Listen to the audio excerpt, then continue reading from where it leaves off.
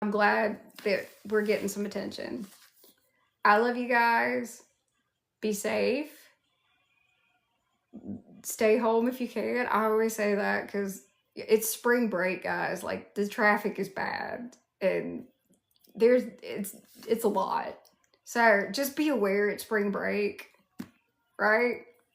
Tomorrow, my best friend goes live. It is a wonderful time.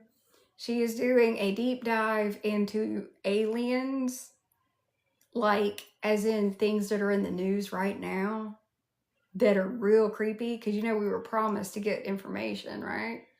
So thank you, Hunt. I really appreciate Hunt. You're a great supporter. Thank you. And Golden, I love y'all so much. Same with Toxic and Aegon. Like, I so appreciate you guys. That's gonna be a blast. I think it's gonna be 7:30ish. I'll post it on my story. We'll all have fun with that. And no one better talk about it after, unless you give her fucking credit. Okay? Okay? That's what I thought. Alright, anyway, be safe, have fun. I'll see you guys tomorrow night. Queen, that's where I'll be. I'll be up on panel, and we're gonna have a really good time. Okay? Alright. Good night, everybody. I love y'all. Talk to you tomorrow night. Bye.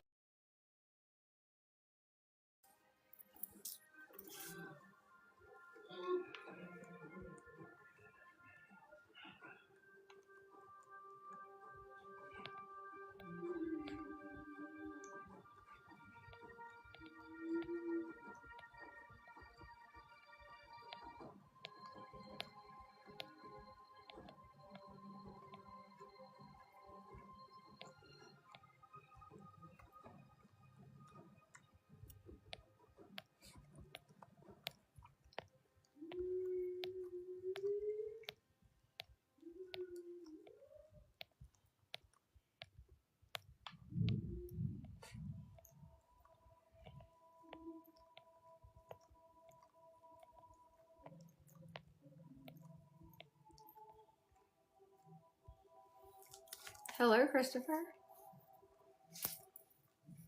How are you? Hi. Hey, Hunt. What's up? Thank you. I appreciate you very much. Thank you. Thank you. All right. Let me go ahead and do this.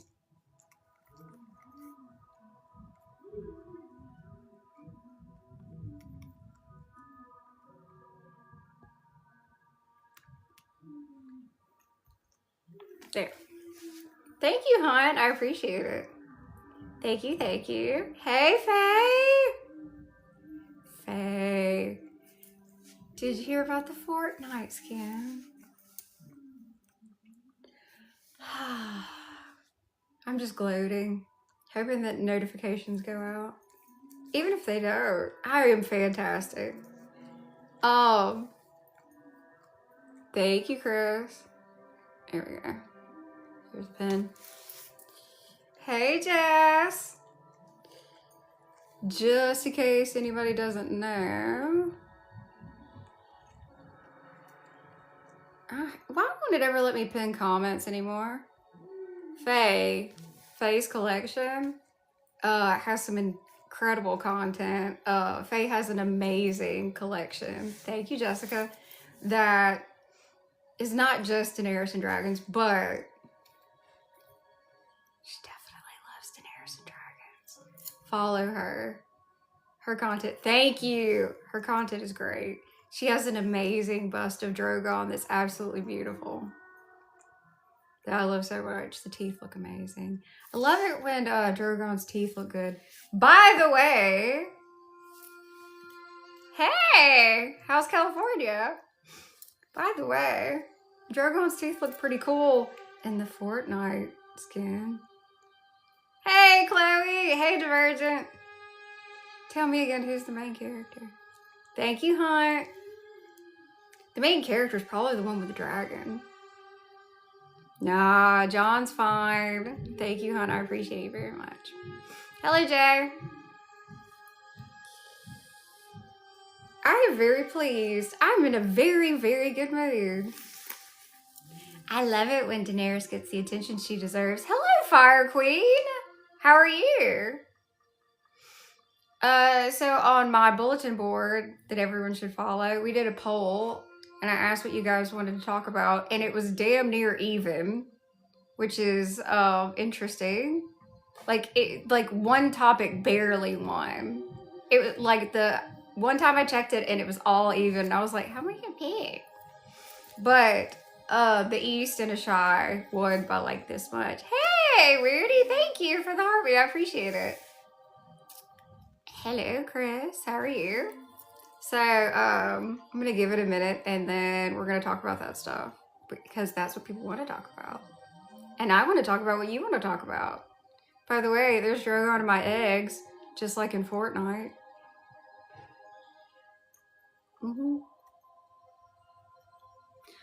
Druid. We don't really believe he's fine. Thank you, Lisa. I appreciate it. We don't really believe in those religions in here. We usually just talk about religions in A Song of Ice and Fire. Hey, Jared, how are you? But no, I don't think so. Oh, hold on. Yep. Okay. Thank you, Weirdy. I didn't know what I was gonna wear tonight, and then I saw all the content on Fortnite. And I was like, ooh. Faye. Oh God, Faye. I don't know. Thank you for the follow, Calvin. I'm not sure. Yeah, I mean, yes, excited, curious. Did you see the leaks? If not, I could. We discussed them on the podcast. It's a little insane. How do you feel? Are you excited? I'm excited if you're excited. I hope it's good. I do. I want everyone in the fandom to be happy and have a good time. I don't like it when things go insane. Thank you, hon. I appreciate it. I do. I really do hope it's good. I hope the dragons look great. I hope it's a very fulfilling season. See? But if the leaks are true, there's gonna be some people that are gonna lose it completely. Probably. I'm trying to think which team is probably gonna lose it worse. Probably Team Green. I don't know. It might be equal. But either way, we're definitely gonna talk about it. We'll do we'll talk about it after the episodes, and we'll probably I'll probably go live on Sunday like I did last year, and then before Night of the Seven Kingdoms, if everybody wants to. So yeah, Faye, yeah, every episode's gonna have something like that in it. Yeah, we're to that point in the dance where it's gonna be some carnage, actually. Plenty of carnage. They'll be fine. Nah, I think even the first episode is supposed to be pretty emotional. Look, I don't like it either. Especially the dragons. That's gonna be rough. That's gonna be a hard pill to swallow. I hate seeing the dragons get hurt. But it's fine. We can have support meetings. It'll be totally fine. Look, if certain members of our group made it through season 7 and 8, then maybe we can help House of the Dragon fans. Yeah, hon. Honestly, it really depends on if they double down or don't. Is it just fan fiction and it's gonna stay fan fiction? Are they gonna try? See, the thing is though, with 2 seasons, And the second season going so far off source material, like, what do you do? And there's no way in hell Ryan Condal's going to admit anything is wrong. So he's probably going to double down. So it's probably going to be a lot of Rhaenyra and Alicent. True. Jessica's correct. All right. In a minute, we're going to start talking about the East. So I'm going to pin this because that's what I'm supposed to do. By the way, this is the World of Ice and Fire. You can get a nice copy that's not destroyed like mine, but mine is destroyed for reasons because I love it. This is what I do. Right. You can get a nice new copy down here. Mine is highlighted and tabbed and beat up. It is totally fine. Yes. It's definitely giving vintage. It's fine. I even have a love note in the front of it that I'm not going to show anyone, but it's there. So, this is an incredible book. I tell everybody, if your favorite show is Game of Thrones, if it's House of the Dragon, or if it's A Knight of the Seven Kingdoms, doesn't matter. This is the World of Ice and Fire. So this is the history of Westeros, which, hello KGB, which no matter what your favorite show is, the history of Westeros is going to be interesting to you. It has amazing artwork and information that you're not going to find anywhere else. One of my favorite books, right here. So, I don't know how much everybody, thank you for the follow. I don't know how much everybody, hey Brie, knows about the East and Asshai. If anybody knows anything, feel free to let me know.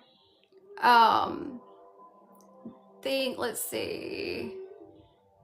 The first time you hear about Asshai in Game of Thrones is gonna be when Daenerys gets her eggs and Illyrio presents them to her, and he says that they are from the Shadowlands beyond Asshai. Thank you, Sonny. I appreciate it. No, it's okay, honey. No, Vernon, you're fine. No, it's not a lame old question. If that was a lame old question, I wouldn't be so excited that Daenerys got an awesome Fortnite skin.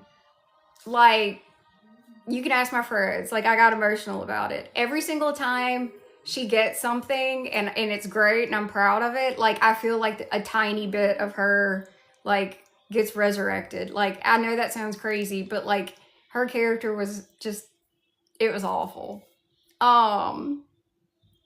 Why did it happen? Because they didn't care about the fans. They wanted shock value, and they just kind of wanted to say, well, F this, and we're going to Star Wars. And that didn't work out well. They just got hooked on the stupid subvert expectations thing that, yeah, see, Faye agrees. And the subverting expectations, I don't think they fully understood what that means. It doesn't mean to piss off and hurt every fan. Unless you're, you know, a huge Stark fan. I know. Look, Vernon, I don't know if this helps you at all, but I have a friend that's in the industry. I can't say a whole lot about it, obviously, but I don't know if you'll find this amusing or not, but HBO actually considers Daenerys' character alive.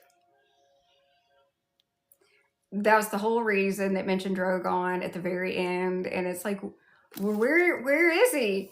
Last time we checked, he was on his way to and then he just gets cut off. It's because for HBO, their canon is that she's been resurrected. Yes. I don't know if that helps you. It helps me a little. But on paper, in the system, she's not. She's alive. So there's that.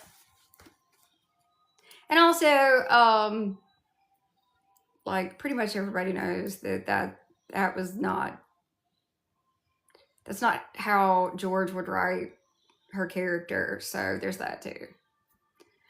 Trust me, like, every crumb there is that makes that any more tolerable, I have told myself 1,000 times. So there's that. She's alive in the books. Thank you, Bear Down. It's the necklace that she has on in Fortnite, along with Drogon and the eggs. Do you see how much I love y'all? No, I like to do that. It's fun for me. So, no, that is not a lame question. Literally, because that happened is why I'm here. That's something that's hard for me to think about. Because if season 8 hadn't happened, then every little thing that happened that led me here wouldn't have happened. So that's kind of strange. Yes, very much, Bruno. Thank you. Thank you, Brie. Thank you. I appreciate you. Thank you. Hello. Hey, Blackbird. Yeah, there were decent moments. Hold on. Let me take a sip of something. Oh, yeah, that's right. It's Starbucks. If you know, you know. I'm gonna put that there. Funny, huh? Right? I have a good sense of humor. So, the the first time when you watch Game of Thrones that anyone mentions Asshai is when Daenerys is presented with her eggs at her wedding. And he says they're from the Shadowlands beyond Asshai, which is actually not true. They're from Dreamfire. Anyway, so Asshai is a very, very interesting place. A lot of people like to talk about it. Hold on, I have a flash call. Dovagettis! Do you have dragons? That's fantastic. So do I. Thank you, Bear Down. Okay. So Asshai is fascinating and it's also creepy. And just in case you want to know where I'm getting my information from, this is pinned right down there. The World of Ice and Fire. It's a great book. It has a lot of information you won't find anywhere else. And if you guys want to talk about something else, tell me. I'm just talking about Asshai because it won in the poll. If you don't follow my bulletin board, please do. Because thank you, Golden. How are you? That helps me figure out, you know, what kind of topic you guys want the most, which is helpful. I'll probably do another poll. I'll probably keep doing that because I want to talk about what you guys want to talk about. Thank you for the follow, Bailey. I appreciate it. Thank you, Bear Down. But seriously, if there's something else you want to talk about, whatever, if you want to talk about Jon Snow, just tell me. I'm good with it. Hello, Nick. How are you? All right. So what we're talking about is a very creepy, very large city in the very far east. Thank you, Jack the Stripper. That is fantastic. Thank you, Brie. So if you think about it, like, so obviously there's Westeros and, you know, like Essos. Essos is like where we start out with Daenerys. Like if you go further east than that, like when she was with Drogo and the Dothraki, it's way past there. Okay, so I don't know if you remember, I mean, it just depends on if it's your hyperfixation or not. There is a market in season 1 when it's actually when Daenerys is pregnant and the wine merchant tries to poison her. So in the books, that market is talked about a lot more, and there's actually a western part and an eastern part. It's a pretty big deal. And there are merchants there that actually travel to Asshai. Asshai is where Melisandre learned a lot of her stuff. It's creepy, shadowbinder, all that. So nothing can grow in Asshai. Hey, Cece, thank you for the follow, April. No children are born. Nothing flourishes except dark magic. So if you want to practice shady, creepy magic and you're in this world, that's where you go. Thank you, Golden. Because you're not going to get in trouble. Whatever you do, totally fine. Need a large space to do it? That's fine too, because it's massive. Asshai is made of this oily black stone that drinks the light. It's creepy. It's most people think it didn't always look like that. Something happened. Because why would you have this massive, massive city and only have a few people there and like nobody can do anything? Something happened. Some sort of Doom of Valyria type big, ugly, creepy something. Would I like to know? Yes. Thank you, April. Thank you. If you check out my content, I have a whole, I mean, there's a lot of throne stuff. If you send me a message, I can send you pictures if you want to see it. So basically it's a place that gets brought up a whole lot because it's so damn creepy. Like, if you bring livestock there, they can't survive. There are fish, but like, the fish, you can't eat the fish. It's like, think of it as radioactive, okay? You blame the children of the forest? I mean, I'm not against some blame of the children of the forest for lots of things.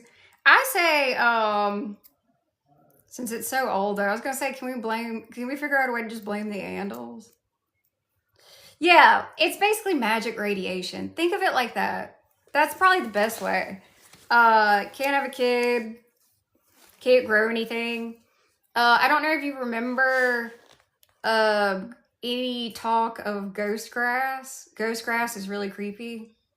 It grows, and obviously nothing can live off of it. And it basically kills out all other grass. And there's a prophecy that the Dothraki believe that one day ghost grass will take over all other grass, and it'll like be the end of the world. Yeah, Bree knows.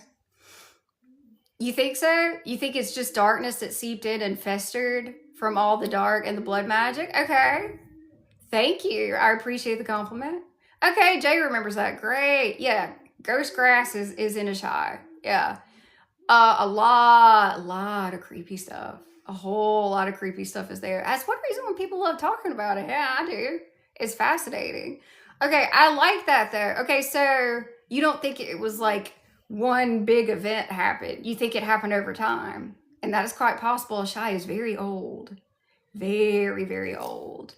And around Asshai and further east and all in that part, there is talk of dragons existing. So, yes, over centuries, very old.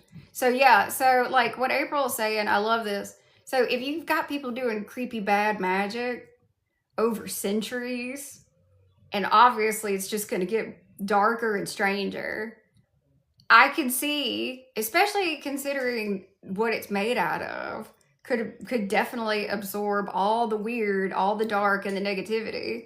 And it's just become this very, very bleak and creepy.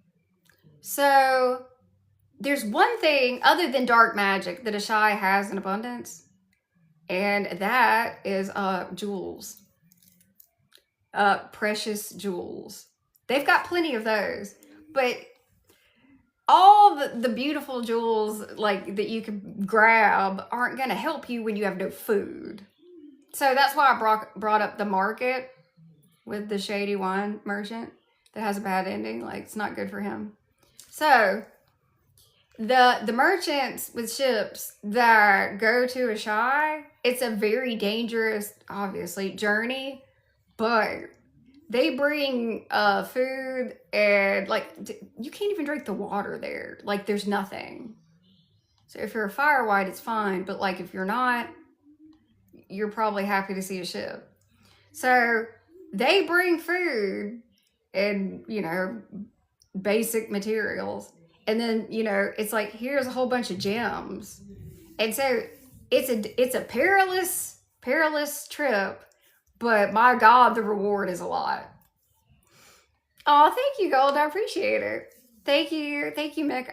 I appreciate that. So that is so like when I said like there's the West Market and the Eastern Market, like the Western market is like going to be things from that would be familiar to people that have been to Westeros or they're curious about it, and then the East, that's going to be like the spooky side. I'd probably go over there and look around. It'd probably be creepy, but still. Yes, that is true. That is definitely true. Okay. So Asshai is one of the oldest and most mysterious cities in the known world, located far to the southeast beyond the Shadowlands. Okay, it sits at the mouth of the Ash River, whose waters are said to be black and oily, and also possibly glowing green, maybe, probably. It's weird. It's creepy as hell.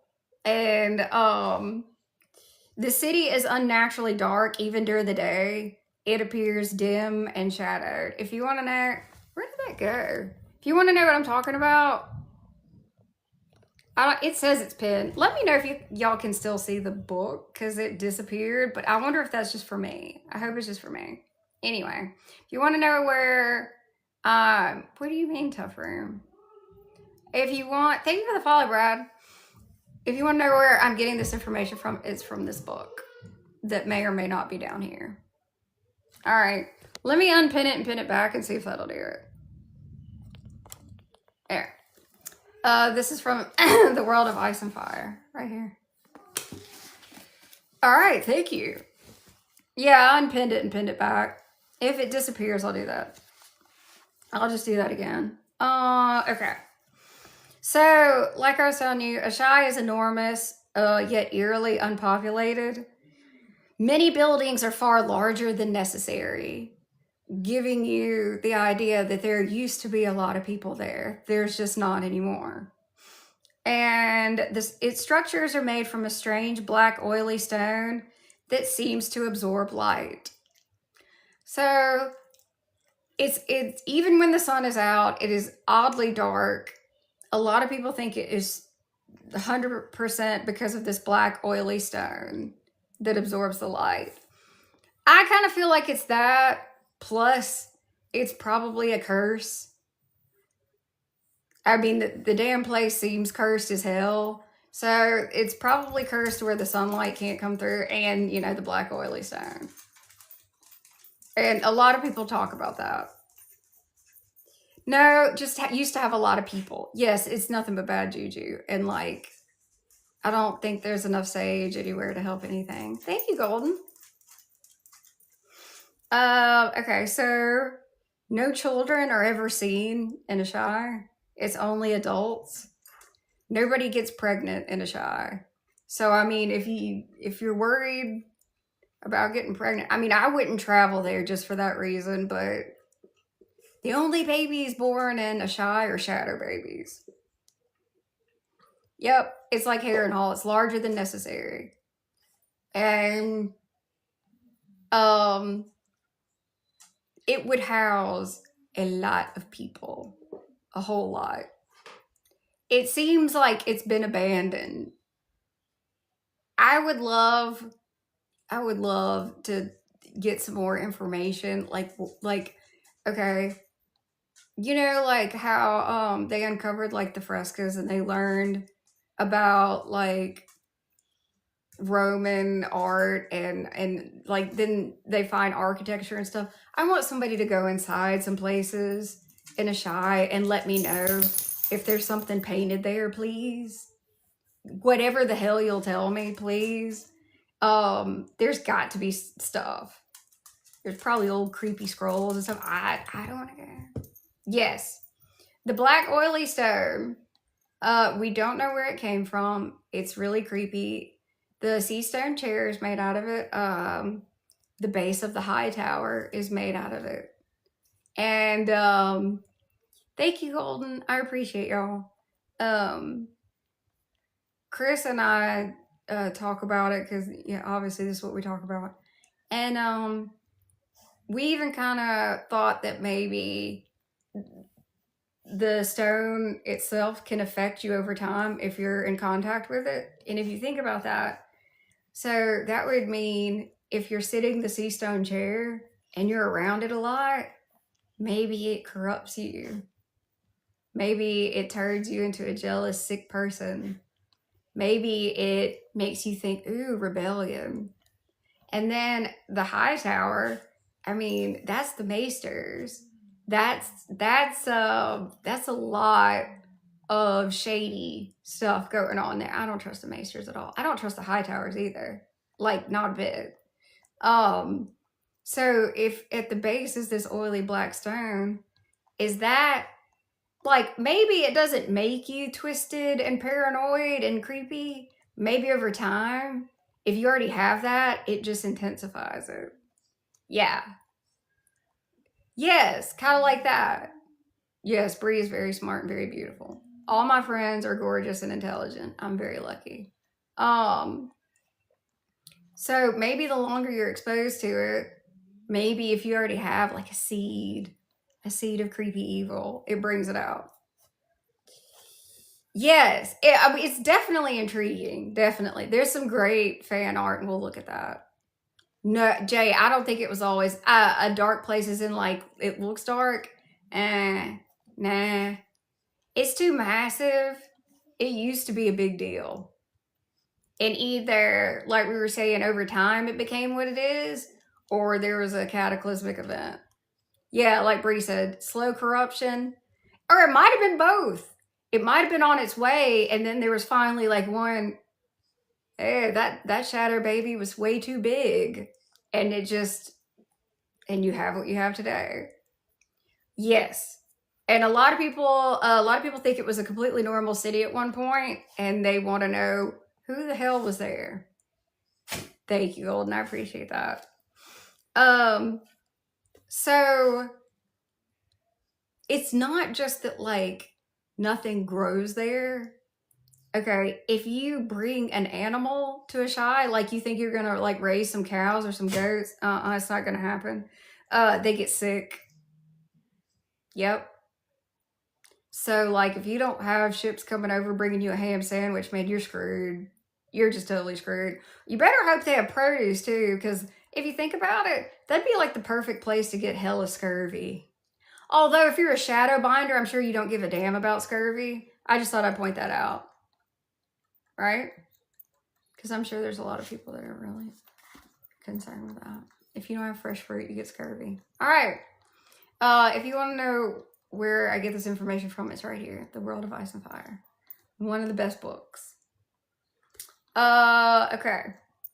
So, okay. Right. Like I already said, crops will not grow there. Thank you, Bree. You can't have kids there. Crops won't grow. Animals get sick. Yeah. Well, I made these. This is okay. So this is the first set of eggs I made.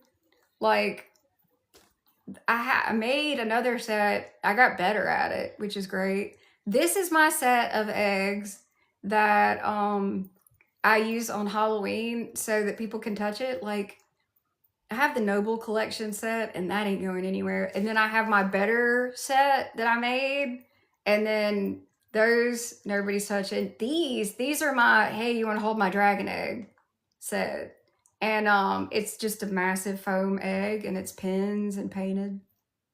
And then this actually the box is I looked at a lot of pictures of the box that they came in that they were given to Daenerys, and that's like faux leather that I cut out, and it's decorated. So yeah, this is my safe for people to touch eggs. You know what I mean? Yeah, like Like the other set I have, funny enough, I don't use the gas logs in my fireplace because it freaks me out.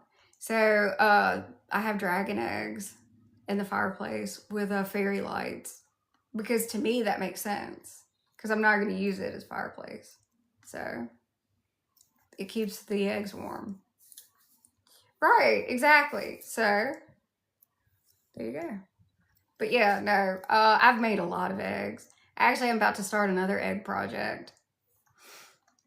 But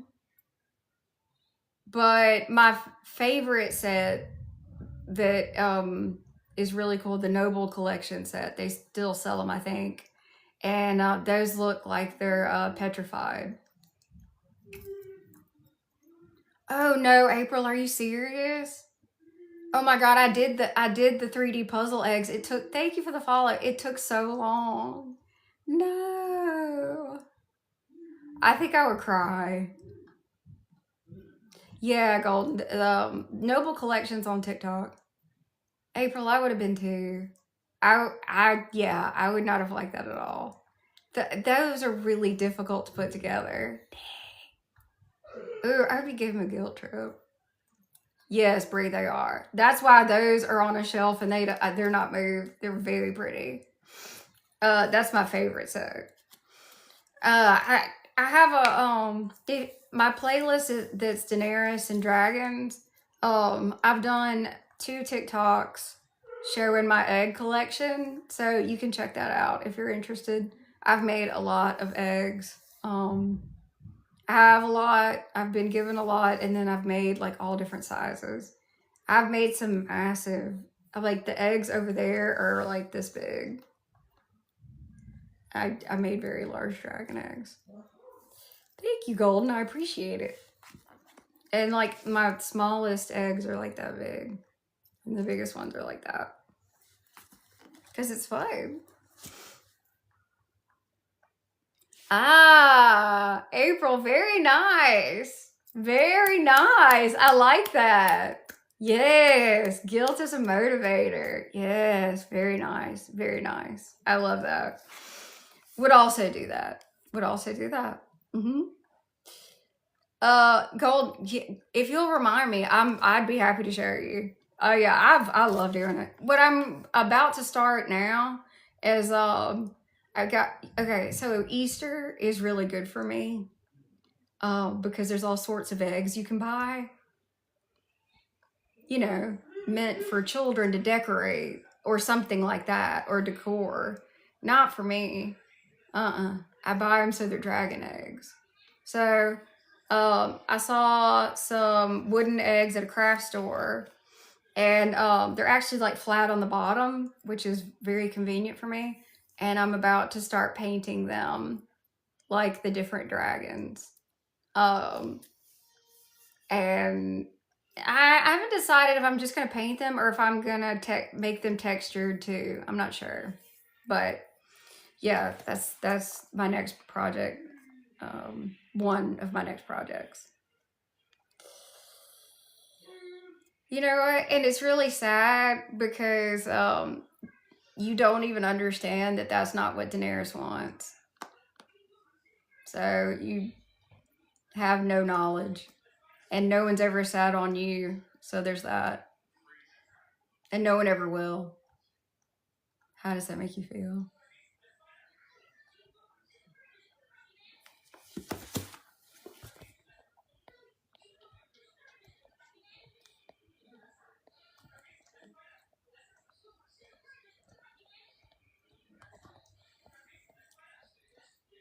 Sorry, just getting rid of a troll. Don't feel like dealing with him tonight. Okay. Jay. Well, but how do you feel scaly is? Do you think it feels like that? Or do you think it feels more like a reptile? Softer? See? We don't exactly know. This is where the imagination comes in. So I don't know if I'm just gonna make the colors like I don't know if everyone knows this, but the color of the egg is the color of the dragon. the dragon's flame is also the color of the dragon. So this is Rhaegal's egg. So you know this is going to be a green dragon, and his flame is green. Isn't that cool? So Balerian's egg, black flame. Drogon's egg, black with a little red. Drogon's black with a little red. His flame is black with red swirls. Like that? I do. Very fun. Yep. So, which in the show, they went more realistic, which is understandable. But I do like to tell people that. It's an interesting fact. By the way, if you like interesting facts, you should probably buy The World of Ice and Fire. It's the book right down here that I'm looking at. All right. But yeah, if y'all have questions about anything that has to do with any of those, just ask me. Have I considered emu eggs? Like what? Like getting one? Thank you, KGB. Yeah, when Jessica showed me that they've already had John and Danny go inside the room in the ship, I was like, you gotta be kidding me. Yeah, they're very cool. But like, I thought you meant like if someone like would give me one. I don't know what I would do with an egg. Like even if it was empty. Yes, they had to do it. It's totally fine. You know, maybe. I mean, the thing is, like, these are magical creatures. I mean, do they look kind of birdy? Yeah. Do they look reptilian? Yeah. Do we know exactly what their eggs like? That's the thing we don't know. There's so much information that was lost in the Doom. Do we know exactly what all the eggs look like? Do they all look the same? Like, no. That's why I want more information. I always like talk about this stuff.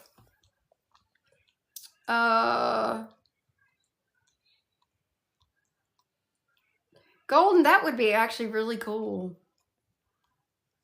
I would do that. I would definitely. Yeah. Yeah. I just don't think I can deal with having an actual emu, but like the egg, that would be cool. Or, you know, what are those fancy eggs? Fabergé. If somebody wanted to give me a Fabergé egg, now I'll tell you this. I would probably sell it and buy a giant dragon. What? Oh, golden, that would be cool. Yeah, Brie, hey, their useless farm is funny. They're on TikTok, and she has an emu named Karen that's terrifying. I don't know how she does it. Like, Karen constantly tries to like peck at her. I'm like, oh man, nope.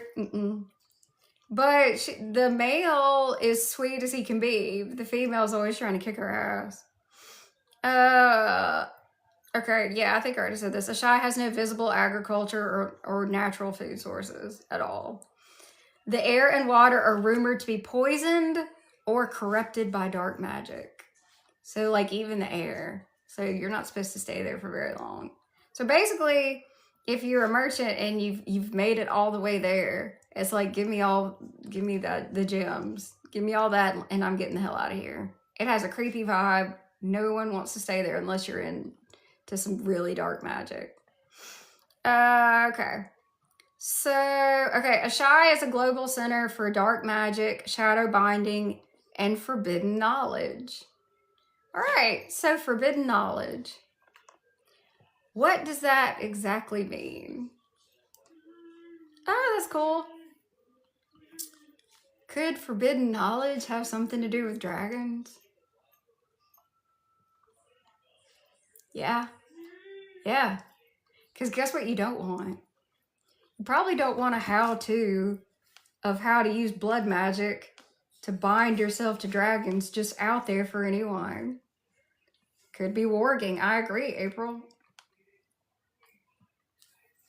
That's why I want somebody to go there and bring some stuff back. Like, damn. Bringing back the mountain. I mean, Qyburn's pretty creepy. Qyburn probably fine in Asshai. Surprised he's not there. But like, and then other dark things. Very creepy, dark things. Probably stuff that would probably like give you nightmares. If you're that type, probably give me nightmares. But, I mean, could there be information there about how the dragons were created? Because most people believe that they're like a hybrid of wyverns and the fireworms. Could there be information about that? Possibly, probably. Just sitting there. Hey, yeah, that's why I have this on. Hello. We're very happy about Fortnite. There's the eggs and there's Drogon. And the throne. So, all that. Yep. And we're talking about The World of Ice and Fire, which is the book down here. Let's see. Oh yeah, like I don't watch sports. I'm not really into sports. Okay. But I'm happy you are. I just don't get into sports. I'm not really outdoorsy or sporty. Thank you, Golden. That's so sweet. Thank you. I appreciate that. Thank you, Golden. You're very kind. Let me see. Oh, look, it's like I'm already getting ahead of myself. Not shocking. Shadowbinders of Asshai are among the most feared magic users in the world, which makes sense. So, so Melisandre is hanging around Stannis, and you know, Shadow Baby. So in the books, that damn Shadow Baby is way creepier. Way creepier. I mean, it's creepy in the show, yeah. But in the book, it's described as being creepier. And then the fan art is diabolical. But the approved art, meaning George was like, yeah, that's good. The damn Shadow Baby's big. It's big. Big baby. Big, creepy. Straight out the passage. It's not just a shadow that looks like Stannis. It's just not anything you would want around you at all. Not a bit. And like, so Stannis obviously like, well, let's just have a bunch of these. And like Melisandre's like, nah, dude, if we have another one, you're gonna die. Because it takes like some of his life essence. Creepy? Yes. Exactly. Thank you, Jess. Just like that. Yep. Yeah, not good at all. Okay. So who hangs out at Asshai, right? So the practitioners include warlocks, blood mages, fire mages, and necromancers, obviously, right? Thank you, Golden. Hey, Maddie. It is said that no magic is forbidden in Asshai. So if you want to Qyburn it up, if you want to bring somebody back, I wouldn't advise it. Thank you, Golden. Because it's never stated anywhere, but you definitely learn pretty early on with Drogo. Like, if anybody watched, I don't know if you want to watch Once Upon a Time, but you get reminded in that show a lot, like, magic always comes at a price. Yeah, it's kind of like that.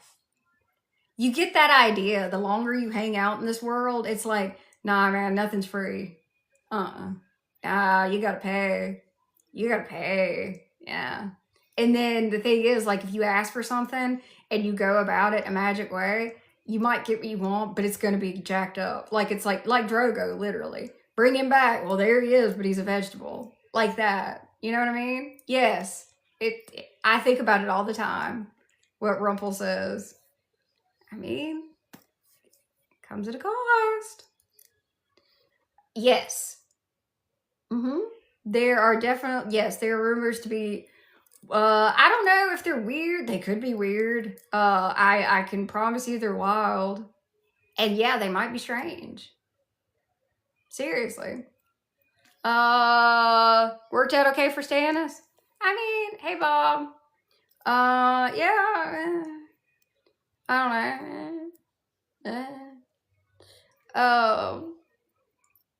He did. He definitely did, because In the books, he's still passed away, but he's definitely going to be resurrected.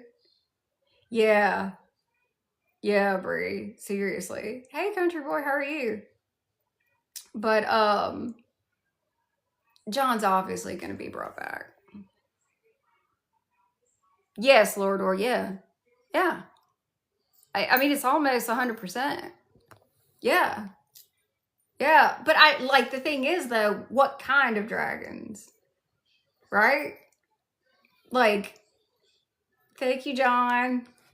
Congrats on the Fortnite skin. Y'all, Jon Snow is here. He also got let's see, he has 2 outfits.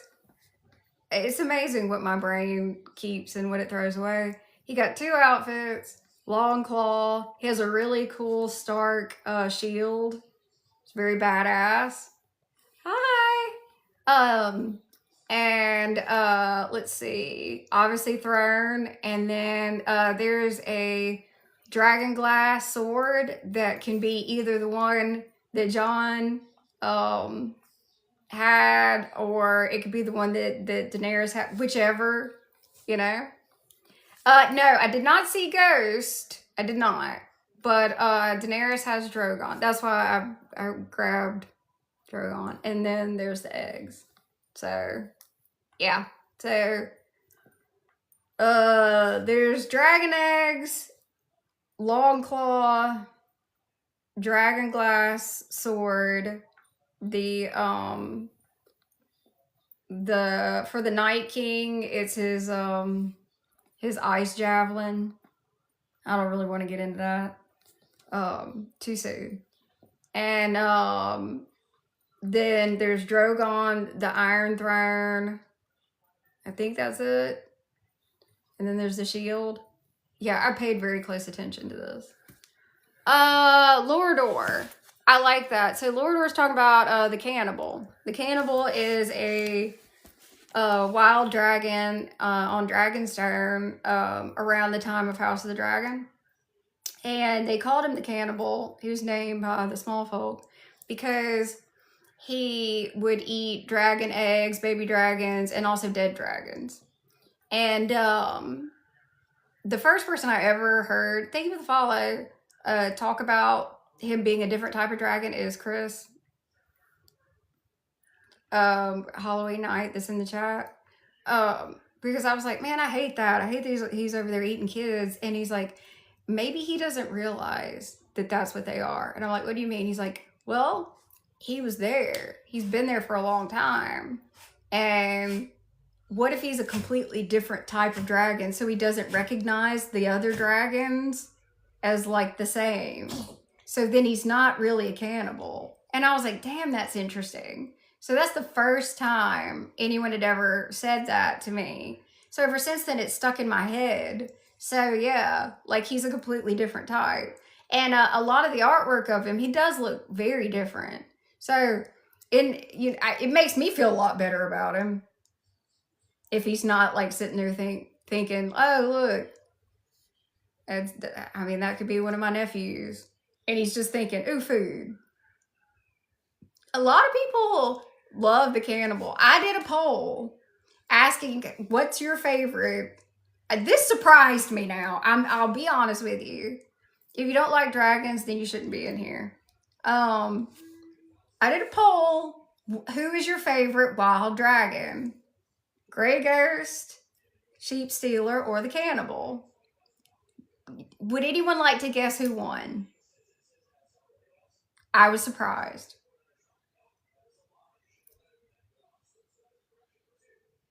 Well, that's very cool. Thank you for the follow. Golden thinks Cannibal won. Anybody else? Yeah, Cannibal's a great name. John says Cannibal. Thank you. Thank you, pretty bird. Okay. All right, everyone thinks that's what I thought. I figured that would just be a no-brainer. Would you like to know who won? Grey Ghost. Grey Ghost won. Yeah. Thank you, Golden. You're so sweet. I appreciate that. Thank you. I imagine The Asshai types have been changed, distorted by all the weird magic. Lord, or yeah, anything there would definitely change over time and probably get darker and creepier. Thank you, Golden. I really appreciate that. Hey, how's Scotland? You knew a horse named Grey Ghost? Oh, Pretty Bird, that's badass. Hey, Rush, how are you? Thank you. No need to bend the knee right now. We're in peace, but I do appreciate it very much. Just grab some meat or whatever you would like, and we're talking about anything you'd like. Specifically, like overall, we're talking about Asshai because I'm reading from this book that's really cool. I pinned it down there. It's The World of Ice and Fire. It's got a bunch of information about like if you like Game of Thrones, House of the Dragon, or Knights of the Seven Kingdoms, the books that those are based on. So it's pretty cool. Thank you for the follow. But like we're also talking about just about anything. That's just kind of like the general topic. But I found it incredibly interesting that Grey Ghost won. I was really surprised because we haven't seen Grey Ghost yet. So I was like, really? That is so damn interesting. And I'm wondering if I've been doing a series where I take an image of a dragon from House of the Dragon, and then I get the book description and I work on it till I get to a point where it's like 70% book and then like 30% show, or 60-40. And it's been really fun. And then I do like a short bio, like 2 paragraphs. And I kind of wonder if maybe Grey Ghost won, because when I posted him, he's actually, he bless his heart, he's a gentle soul. He just eats fish and he shies away from people. So I don't know if he won because of that or what. Yeah, Mordor's darker uncle. Hell yeah. Mordor's darker uncle that you don't go visit because you hear weird things about him. Definitely that. Yeah. Oh, hell yeah. So I'm wondering if maybe that might be why he won, but I thought it was pretty cool. We do love an underdog. Yeah, he's shy. And he got named Grey Ghost because he's gray. And it's very misty where he's hanging out. Because, you know, he's hanging out by the water at Dragonstone. And, like, he can completely hide in the mist. So that's how he got his cool name. But, yeah, I mean, I would say, yeah, definitely one of my favorite dragons. They're all my favorite. Like, all of them. I love all the dragons. I mean, hell, I even have a way to, like, explain why Cannibal is over there stealing dragon eggs. So the dragons are my favorite. I mean, I know that's really, really surprising. It's super shocking. I really like to do polls because you guys surprise me so often. So that's why I post them a lot. Follow my bulletin board if you don't. We have a lot of fun. And that's where I'm posting the pictures of the dragons one by one. Thank you, Gold. I'm glad. Let's see. So, all right, let's talk about more creepy. Oh yeah. Okay, so, no magic is forbidden. So if you want to do some real creepy magic that involves human sacrifice, it's totally fine there. It's rumored to be common there. Not just it might happen there, it's rumored to be common. There's a lot of dark stuff going on there. Like the darkest stuff you could think of. Okay, thank you, Pretty Bird. I appreciate you dropping in. I know, Brie. Yep. You don't need love potions. You're already busy. What would you need a love potion for? Golden, if you go to my profile, it says the Smod Squad. You just click on it. And it says follow, and that's it. Totally free and totally fun. Oh, God. Bear down, you don't need that. Oh, thank you, Gray. I appreciate it. And anybody, if you just come in, hello. I'm the Southern Mother of Dragons. If you look down here, it's pinned. It's the World of Ice and Fire. It's the untold history of Westeros. It's not just Westeros, it's Planetos. And that's what we're looking at. It's one of my faves. That's why it looks so old and beat up, because I love it. Hello. Let's see. Yeah, I agree. I don't think you need anything like that bear down. I really don't. Thank you, Greg.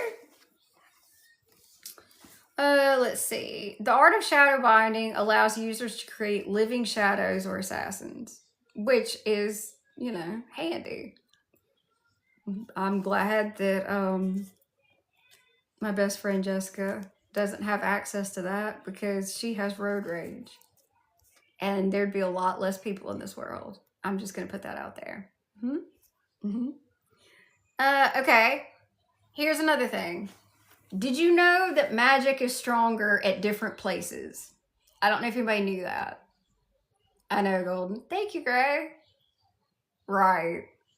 Okay, so in the books, Melisandre is at the wall, and she remarks that that's like the strongest her magic has ever been. Even though she's fire magic and that's ice magic, it's stronger.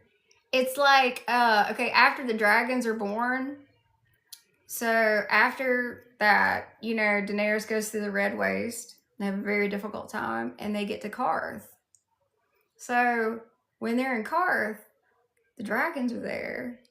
And so there are magicians, and they used to do like just like our magicians, you know, it's just tricks, you know, like slip of a hand and stuff like that. Well, when Daenerys gets there with the dragons, their actual magic starts to work. So they're very happy. That's why creepy ass warlocks want her to stay with her dragons, because their magic is working again. So magic can be stronger in different places, or it can also be stronger because of magic creatures like the dragons. Like, think of it as like, it's like there's levels. Like over, especially like if you think about it in Westeros, like magic's not gone at all. Like there's still wargs, that's magic, but like it's diminished. Now, just think about this. I like to throw things out. Okay, so when Daenerys gets to Westeros with 3 dragons, there hasn't been a dragon in Westeros in a hot minute. What magic in Westeros is going to increase or occur? Okay? Alright, you want to know what I think? I think several things will happen. But I think that's when, that's what's going to push Sansa to warg. I think when Daenerys's children, yes, the children, go with her to Westeros, yeah, I think that's going to be, because there needs to be something.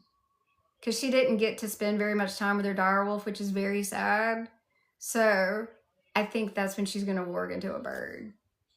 Because the dragons increase magic in the world. So your magic can increase because you're at a certain place that's magical, or it can increase because something like dragons are there. So if that's true, if you already have magic and you get close to some place like Valyria, is there a chance that magic is stronger there? Sure. I'm sure. It's a very magical place. There's still magical stuff in Valyria, creepy magical stuff that you don't want to play with. Golden, same. Same. Very much. I have the little plush ones. They're in the other room. And then I have the Dorbs. I love them. I love the direwolves very much. Very, very much. I love Ghost. Ghost is always going to be my favorite, because I really do Jon Snow is my favorite character other than Daenerys. Like, number 2 is Jon. Like, most people are shocked to hear that. But no, I love Jon Snow very much. And Ghost is so interesting.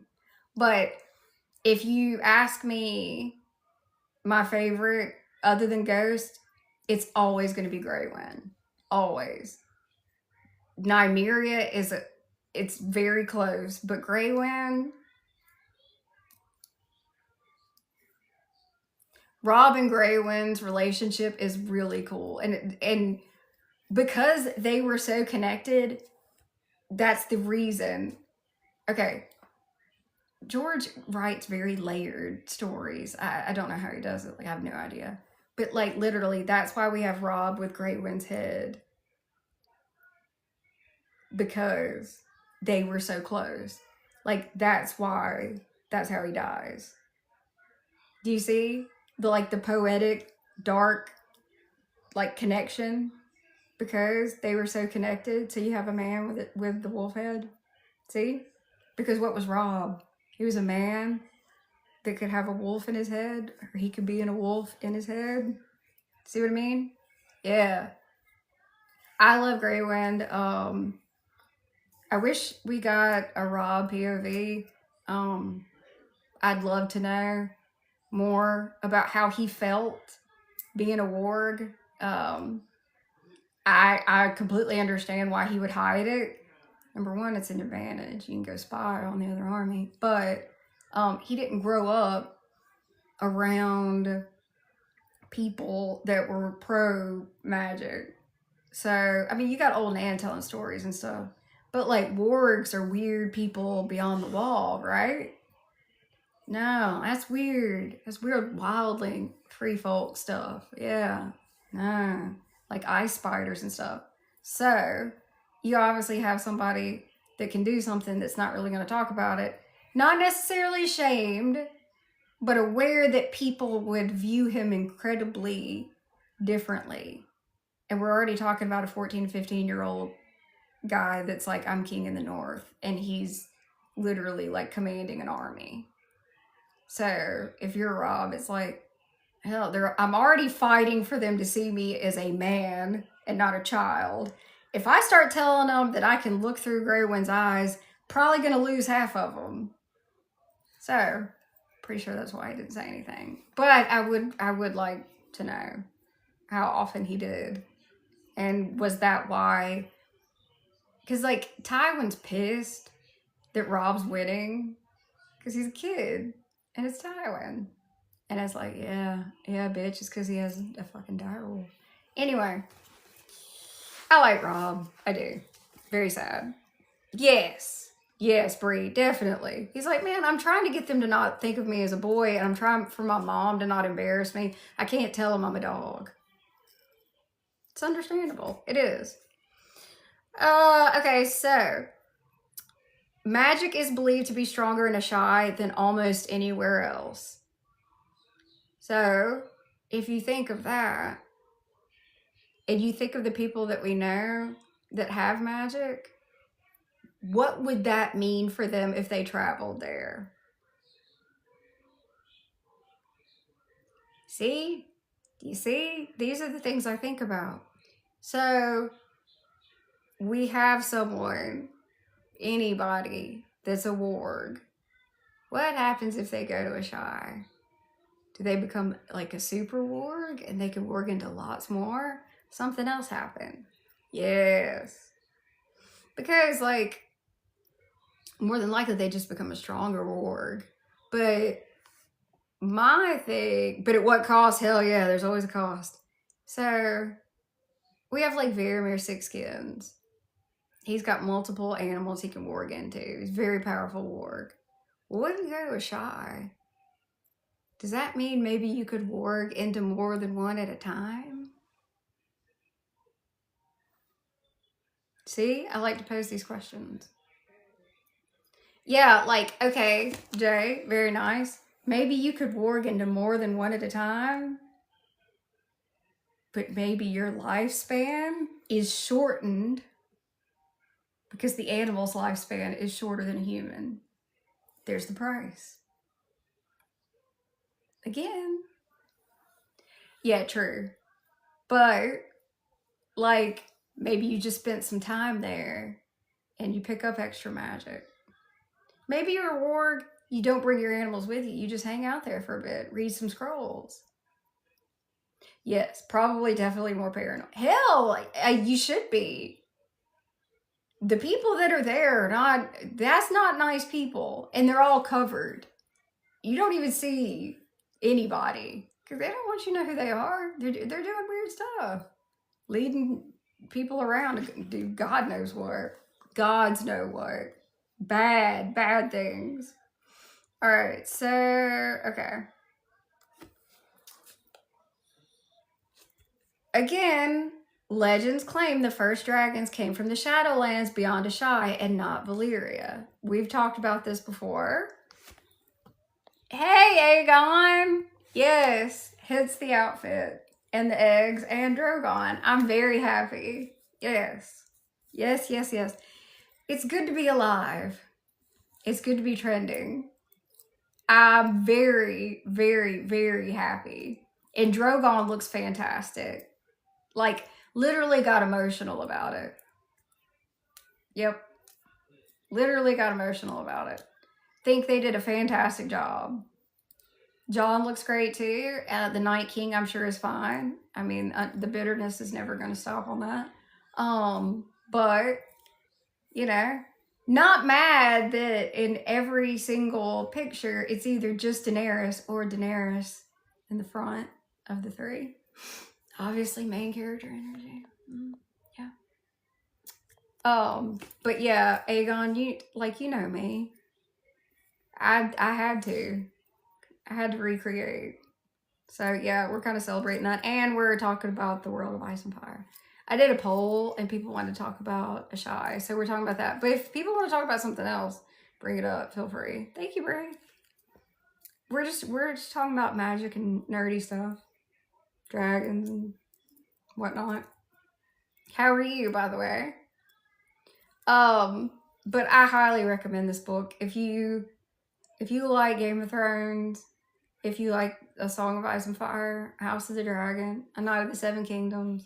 Like, there's so much in this book that you can't find anywhere else. And the artwork is beautiful.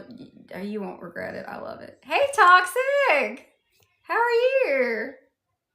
I haven't seen you a hot minute. You've been busy? Busy? It's very nice to see you. You know, perfect. We're talking about Asshai, which is toxic. So, very nice. I'm dead. Jesus Christ. That's my best friend. What can I say? She's in heat. It must be all the talk of the dark magic. Uh-huh. Right. Exactly. Okay. So... Asshai is creepy and dark.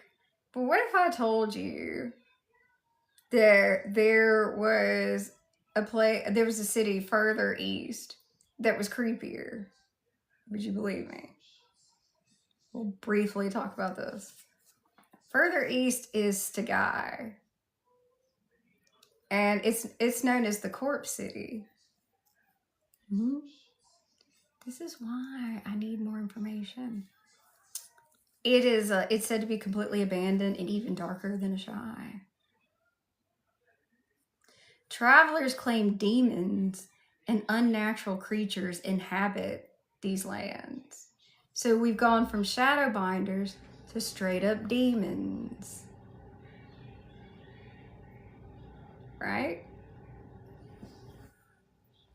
Of course, maps of the very far east are incomplete and often unreliable.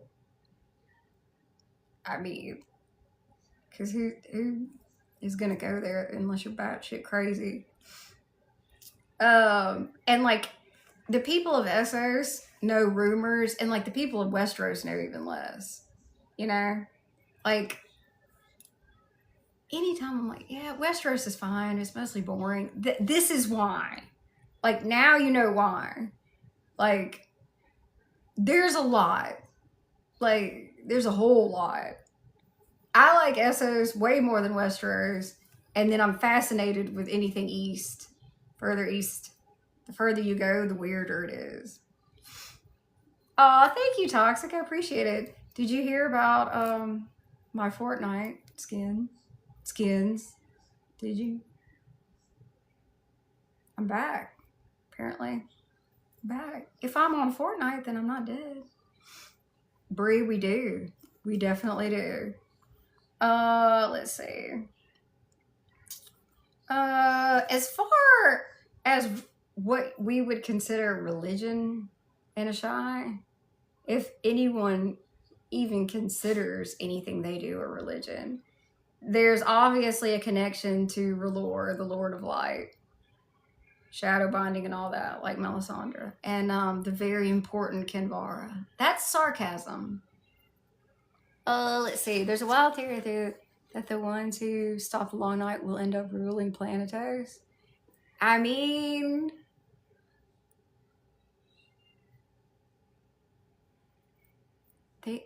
they're deserving, I think. Look,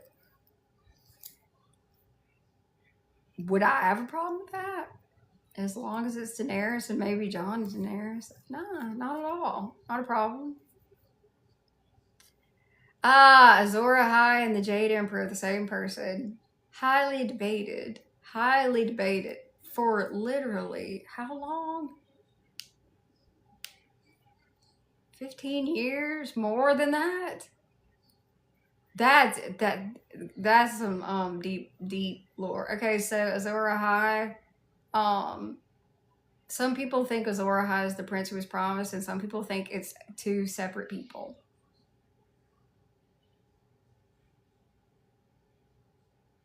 It's very, like, we could get real damn nerdy if people want to. It just depends, because there's like, it's like there's lore and there's deep lore and then there's that, and sometimes I forget that not everybody obsesses. Yeah, Jessica's picked up on a whole hell of a lot. Can you imagine? Jesus Christ. I just start talking about stuff and I'm like, yeah, man, like, he's probably, I don't know. One of them's the prince who was promised and one's probably Azor Ahai. I mean, I have no idea what this sounds like. God love her. God love her. And then, like, well, thank God Chris doesn't mind talking about her. Because, like, it'll just be like a normal day. Like, talking about going to the grocery store and I'm like, what do you think about the lemurs?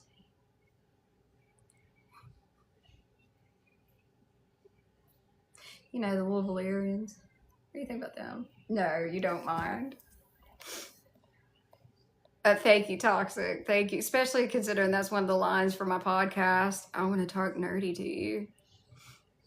So, Aegon says R'hllor is just the soul of the Jade Emperor trapped inside the flames and the rubies. God, Aegon. I know you're busy, but I love it when you show up. So much. So very much. Man, I wish you could hang around more. But I get why. But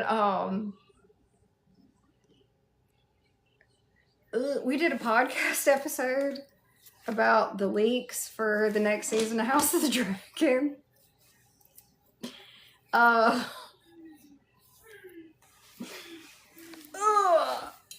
They're probably real.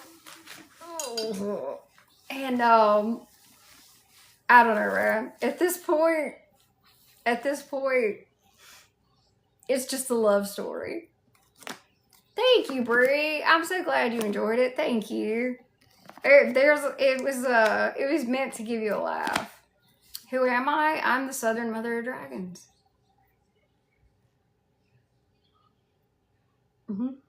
Hello. Yeah, Bree, did you appreciate the break between each of the episodes with the Ryan Condal quote? Aegon, you've got to listen to it. What I did, okay, so I broke it up into, you know, because I'm like, all right, here's the leaks for episode 1, 2, 3. between each one, it's a Ryan Condal quote of ridiculousness with this funny music playing. I enjoyed that so much. It was very easy to find. One of them is him saying like, "Oh yeah, yeah, me and George are good. Yeah, we text all the time."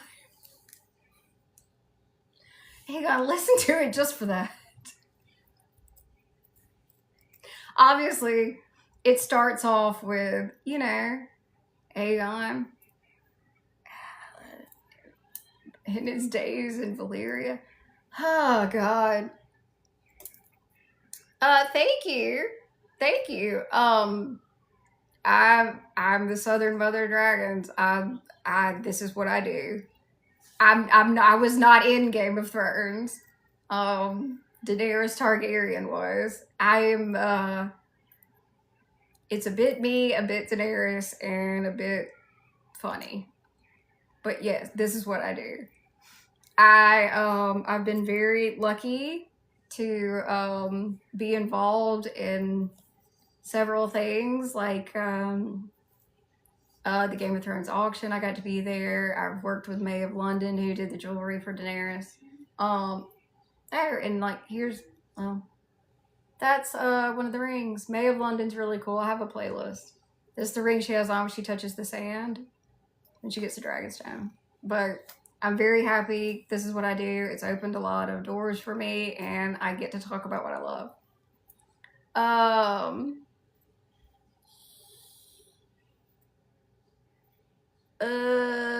Wait, which? What are you talking about, Brie? Sorry, I got sidetracked for a second. I would say it's past fan at this point.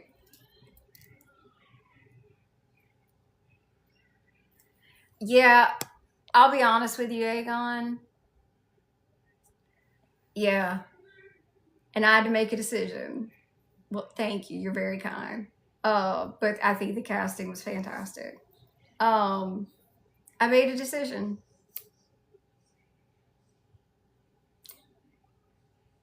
And it was either going to be honest and say when I don't agree with something, or kiss ass and possibly get invited to something. I had to make a decision. And I made it. And I don't regret it. I don't. Every bit of truth that I say, I'll tell you the one thing that let me know I made the right decision. And I'm not saying I'm better than other people. Everybody has to make their decision. When it finally came out, when George finally let the world know how bad he was treated with House of the Dragon, I knew I'd made the right decision. Hey, thank you, Angelic.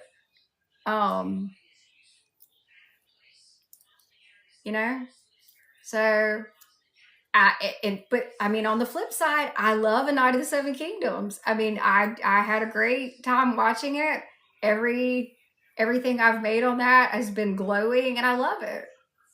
Thank you, Chris. It was a difficult decision. It was like, because it's sitting there like, okay, I can lie and try to act like I like this, and then maybe I'll get an email, or I can tell the truth. And I'll be honest with you guys, I don't know how in the hell I would have done that. I don't know how I would have done content on House of the Dragon and acted like I liked it. Here. This is what it would have done. If I did content and just kissed ass and acted like I loved House of the Dragon, I would stop liking what I was doing. It would be inauthentic and it would become a chore. I wouldn't enjoy it because I'd be constantly trying to like dig through this pile of shit to find the one little seed of something that I like. And thanks, Brie. Thank you. Well, thank you. I appreciate y'all. Thank you. But yeah, that was not an easy decision to make. Because I mean, now what they should do, I should be the first person they invite.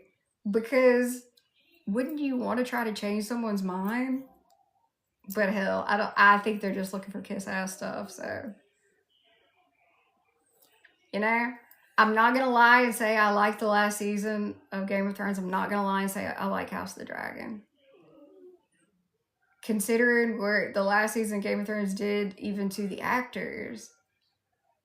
And then House of the Dragon, what they did to George, But that doesn't make me better than anybody else. That's a decision every content creator has to make.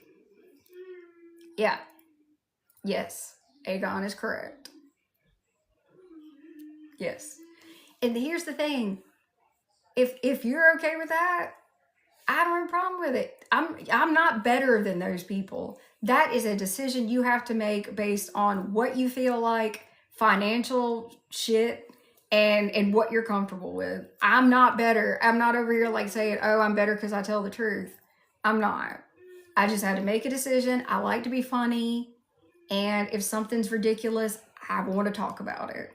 When House of the Dragon comes out, if there's corny shit, we're going to talk about it. 100%. Have to. Well, thank you, Toxic. I appreciate that. But, like, never give any hate to the creators that you can tell are just sugarcoating. Because, man, they might have a contract with somebody. Like, it's big, probably. So don't hate on them. You know what I mean? Like, they could have signed something. You don't know.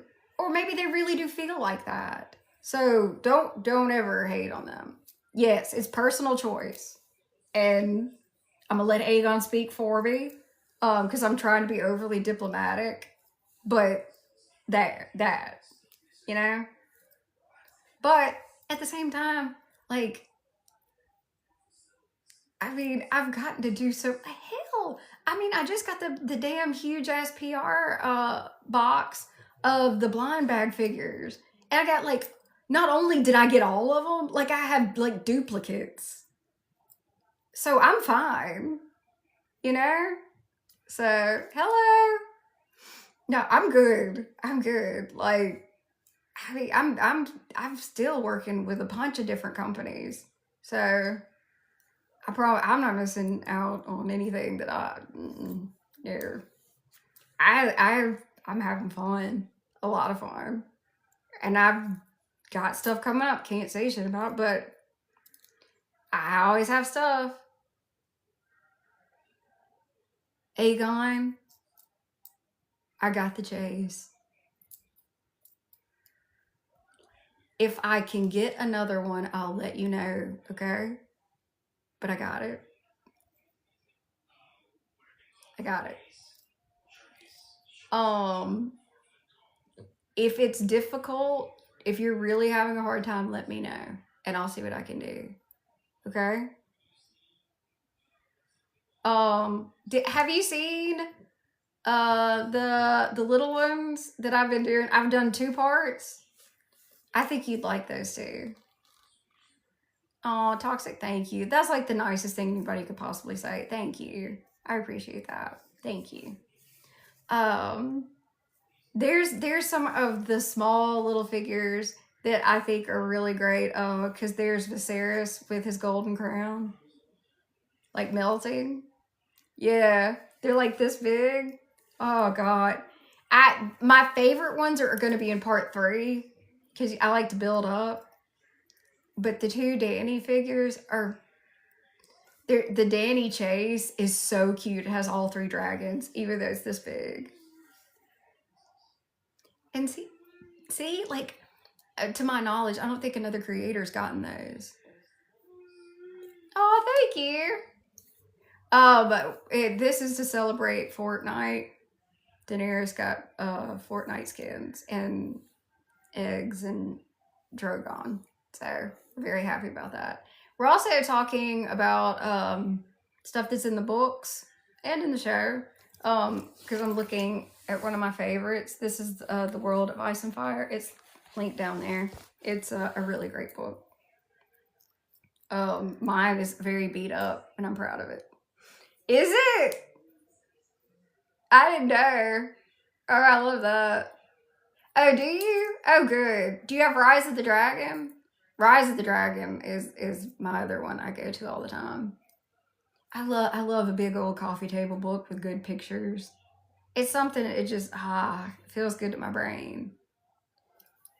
It's a good one. Hold on a sec. I think I can add it. Yep. I'm getting better at this. Here we go. Hey, perfect.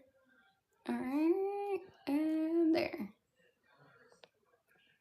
Okay. There. So I think now if you click down there, it shows all the other books. Oh, Toxic, you're so good to me. Thank you. You're very sweet. Look, guys, I love what I do. I get to make content, and then I also get to go live and talk nerd stuff to you guys. I get to wear, like, because I'm the only person who has every Daenerys outfit. I get, like, before I go live on Friday nights, I get to sit and think, what era Daenerys do I feel like being? Man, I know how lucky I am. So that's it. At the end of the day, if you can be happy with the decisions you've made and the choices, rock and roll. Do it. Like, as long as you can lay down at night and be like, yep, I'm proud of myself for that. Do it. And thinking like that can help you make decisions. I'm not talking about like in like the corporate world when you have to kiss ass and stuff. I'm not talking about that. Thank you, Toxic. I appreciate it. Because, I mean, God knows, like, everyone has to play that Game of Thrones. But, yeah. Needless to say, I'm not going to tell you that I like Ryan Condal or Sarah Hess. And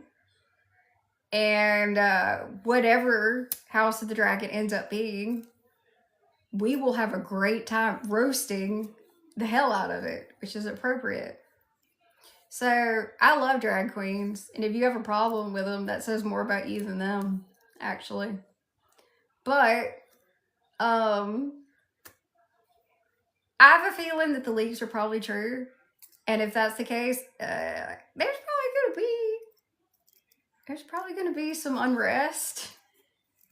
June is gonna be, drag queens are hot, and that person can leave. You can go. I'll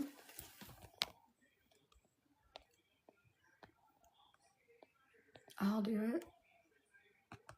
I don't like disgusting people. All right. Still say Dany should have made a deal with Sansa. Sansa could have the North as queen at a lonely cost.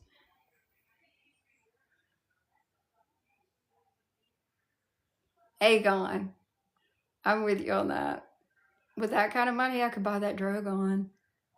Yeah. You want to pay me that kind of money? Hell yeah. I'll walk around with him, fanning him. I'll hold an umbrella. Sure. Yeah. For that? Yeah. Yeah, behind closed doors, I'll be like, yeah, hell yeah. For that kind of money? Yeah. For that kind of money, I'll go around telling people that Stannis is the prince who was promised. I don't care. That's a lot of money. I could get a castle with that. Everybody knows. The two things I always talk about, I want my castle, and oh my God, y'all. Y'all know how I'm obsessed with that life-size Drogon that took 2 years to make. It was like, it cost like $2 million, right? Do you know that the people that bought it, that had it made, they let it sit outside and it's rusting? Thank you, Toxic. I appreciate that. HBO don't have that kind of money. Hell no, Aegon. Nope. And I don't know how things are going to go, but I guess we'll see. You know? Yep. Oh, God. Dany still to Sansa would have been sell out fam for a crown or keep your fam, be under the Targaryen rule. Chris and I looked at it like, why let it rust? Because apparently they've got so much money they don't care. When that's literally my dream, that is rusting in the desert. Okay. Daenerys and Sansa. That's a very good point. Thank you. I was very appalled at the writing behind the meeting of Daenerys and Sansa, and let me tell you why. Sansa, very responsible, would have learned a lot about Stark history, specifically very important Stark, Torrhen Stark, otherwise known as the King Who Knelt. Basically, here's Aegon the Conqueror on a very large dragon. Here's Torrhen Stark. And it's like, I really care about my people. I'm going to bend the knee because that's a dragon. Okay. Here we are. Sansa Stark, the Lady of Winterfell. Hey, look, that's Daenerys Targaryen with a really big dragon. Oddly enough, a very similar dragon. Not as big, but they're both black. You know what I should probably do? Probably bend the fucking knee and be thankful, because that's a story that was probably told her like a million times. So it doesn't really make any sense that Sansa would have been bitchy to Daenerys. Bad writing. Also, never forget that the people of Winterfell gave Melisandre and Grey Worm dirty looks in a blatant, racist, disgusting move. Never forget. Which, if it were me, I would have said, okay, you don't like melanin, you don't like me. That's fine. It's totally fine. Good luck. Cheers. Here, let me turn it. There you go. Cheers to whatever you're gonna do. Have fun in the crypts. What I'm gonna do, I'm gonna take my kids and we're gonna go. John, that's up to you. Whatever you're gonna do. I enjoyed our time together a lot, but I'm gonna tell you this. I like you. I do. I got a guy in Essos. He's also got dark hair and a beard. I'm probably just gonna go back to him. Okay? Tell the Night King I said what's up. I need to help my freed people in Essos. Your people are assholes. Okay? So it's been real. You know, the time on the boat was great. I appreciate it. You know?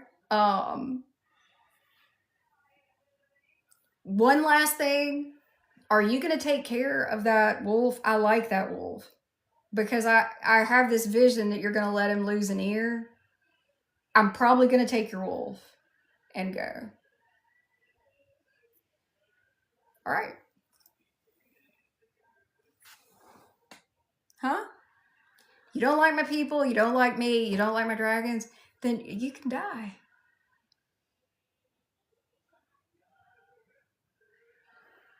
You want me to meet Cersei in the dragon pit? No, I'll burn her in the dragon pit.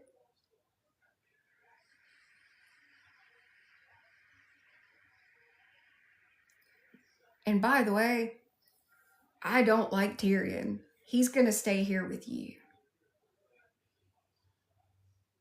Okay, is everybody ready? All right, come on, Drogon. Let's go. The North remembers to be stupid. And we go. Bye. And then I'll just go back to banging Daria. Look, okay, tell me this. Who had better chemistry, Daenerys and Daria or Daenerys and Jon? Daenerys and Jon didn't have any chemistry on the show, and I'm talking show only.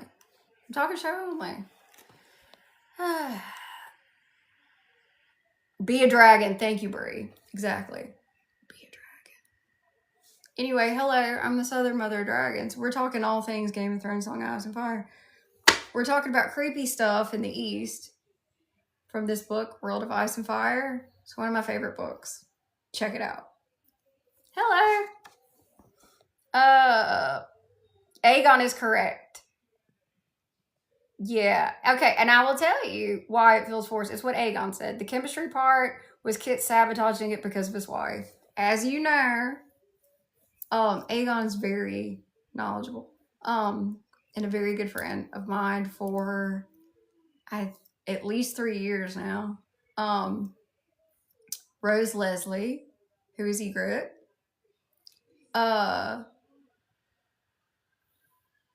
And John, Kit, got married. They actually lived, Amelia lives near them. And I'll go and tell you, it'd be kind of hard to want to, make out with your friends, dude. Um, yes, yes, yes. What Aegon saying? And there was some drama like after that, and but not with them. So, I mean, come on now. How could they not have chemistry? Okay, look, Jesus Christ. Amelia Clarke and Kit Harington are both very attractive people that are both really good actors.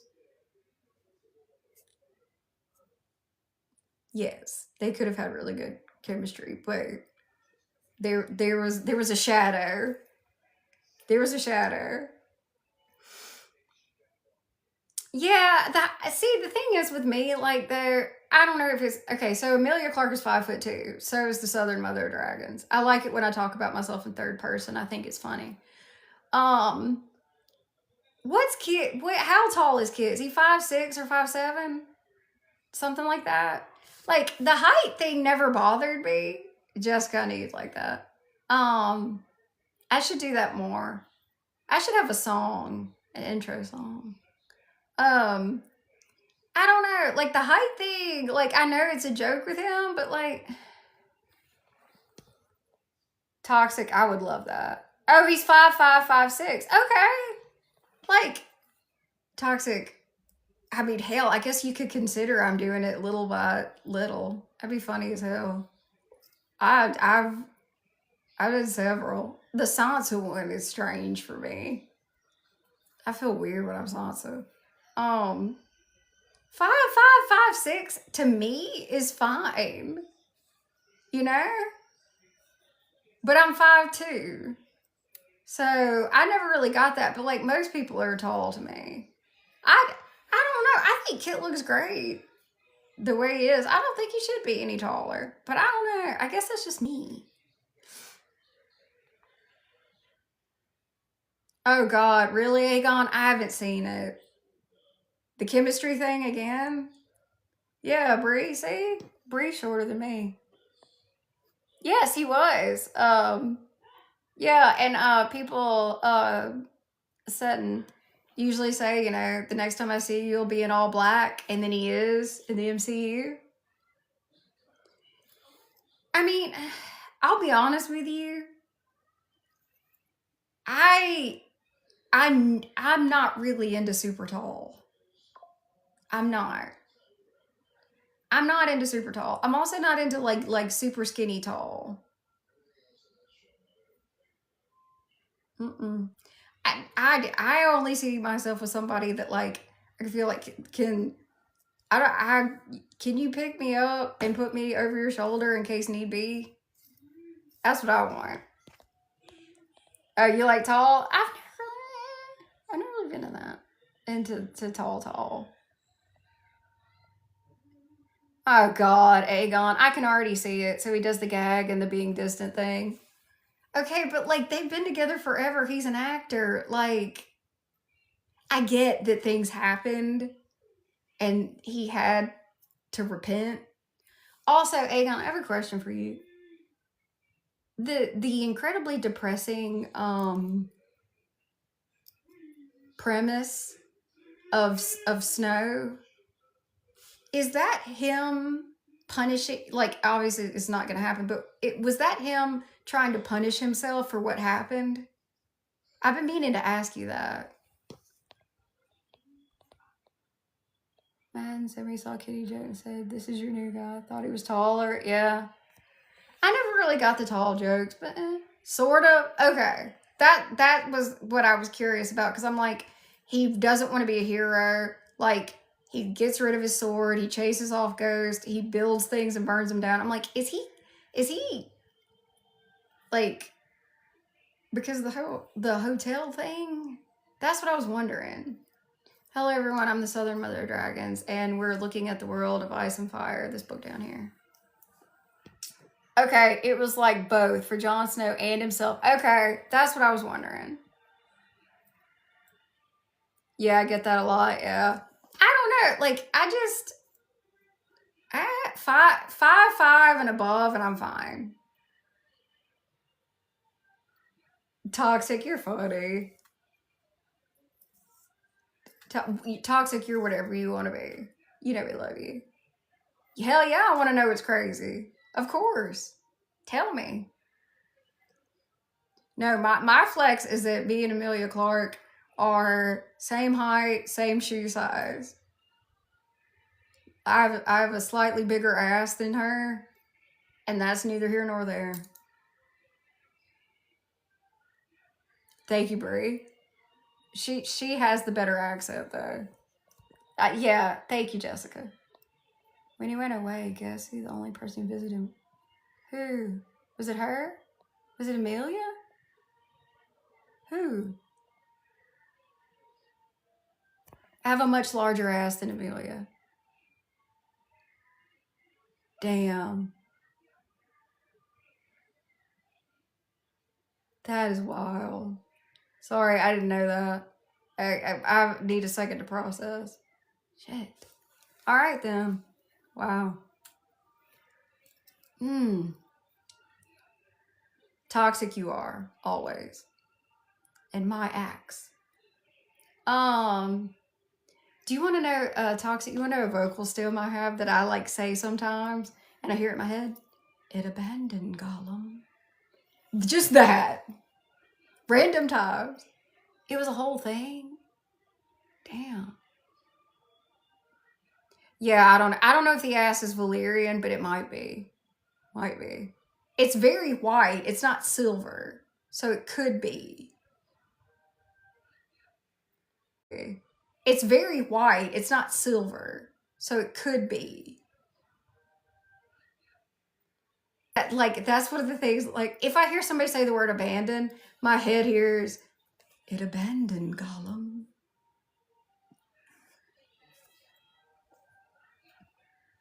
I don't know. It's just like, for the rest of my life.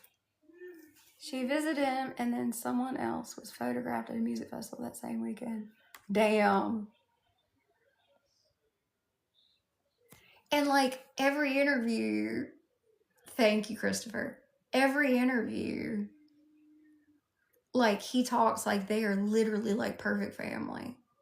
Like, he was talking about, like, their Christmas traditions and stuff. Yeah. It's true. Yeah. I'm pretty sure we're the same height, have the same shoe size. If Emilia had a larger ass, we'd probably be the exact same weight. Because it's close. But I'm pretty sure ass is it. Yeah. But she doesn't need a bigger ass. It just happens to be how I'm made. I don't know.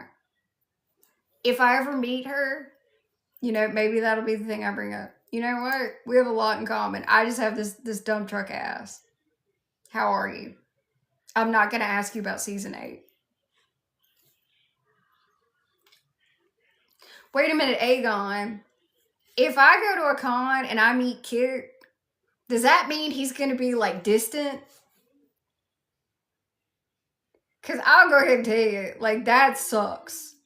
Then I'm not. I'd rather get my picture with Jason Momoa, have him pick me up. Hey, Lord Gary. Because I'm pretty sure Jason Momoa, he seems very strong. He'd probably handle it. Dude, there's a reason why, like, I'm not, like, online, like, shaking my ass. Like, it's there. I could make money off of it. I'm just not. Yes, Jason Momoa is very attractive. I'm great, Gary.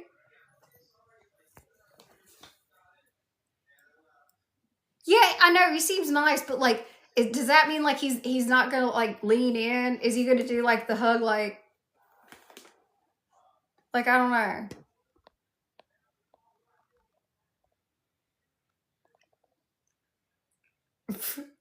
I love that. Um, I don't know. I will admit though, it would be very fun to get my picture taken with Jason Momoa. I wonder if I could get him to pick me up like he did Amelia, or would that be creepy? I don't know. I don't think I'm very threatening or anything.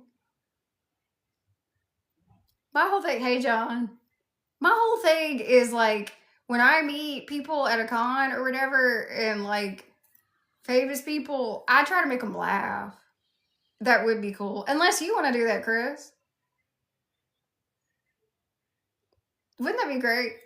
Hello, Mr. Momo. How are you? Do I look familiar? Huh, that's funny. Yeah, no, this is my real accent.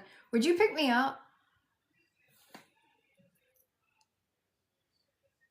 Could you pick me up, please, for a picture?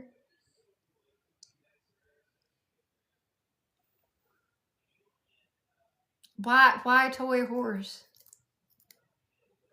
I thought, like, well, why? But like, to like have? Yeah. Oh, we have Jon Snow in the chat, by the way. This is my favorite Jon Snow on TikTok too. Ah, very cool. Very cool. I like that. Jason Momoa just seems like very. See, there he is. Jason Momoa just seems like a very, very nice person. I would love to meet him. That'd be great. My thing, okay. I travel, but like the whole aspect of like the big convention travel. Toxic, do it, please. Oh, that's cool. I didn't know that. Like the whole, like the amount of energy. Fuck yeah, Aegon. The answer's always yes. Please just stay here and tell me things. Like that's so much energy. Gee, oh god. When I get there, I'm happy. But like, guys, you got to realize, like, it's the costumes. It's like all the stuff that goes along with it. And that's why I prefer, like, basically, like to have like a 5 hour kind of circle. You know, when it gets out of that, like that's when it's like, ah, shit, I need to fly, and then it's like a thing. Yeah, it can be very exhausting. It's worth it a lot of times, but I I've had to turn down out of state things because like I've evaluated and been like, actually, you know. So if I could travel by dragon, that'd be a hell of a lot better. Really? Oh God, Sutton, you are so right. This, y'all. The friend with the backpack.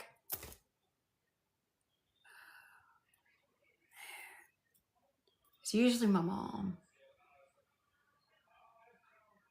And I've been very thankful for that. My mom will dress up like a red priestess.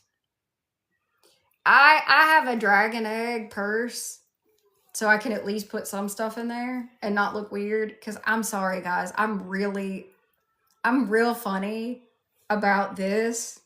Like, I know I'm laughing and everything, and you guys see me all the time. But when I go to an event, I walk different. My posture's better. Like it's a whole damn thing. Hey, Valar Harris, how are you? We need dragons more than yeah. The gas prices are bad.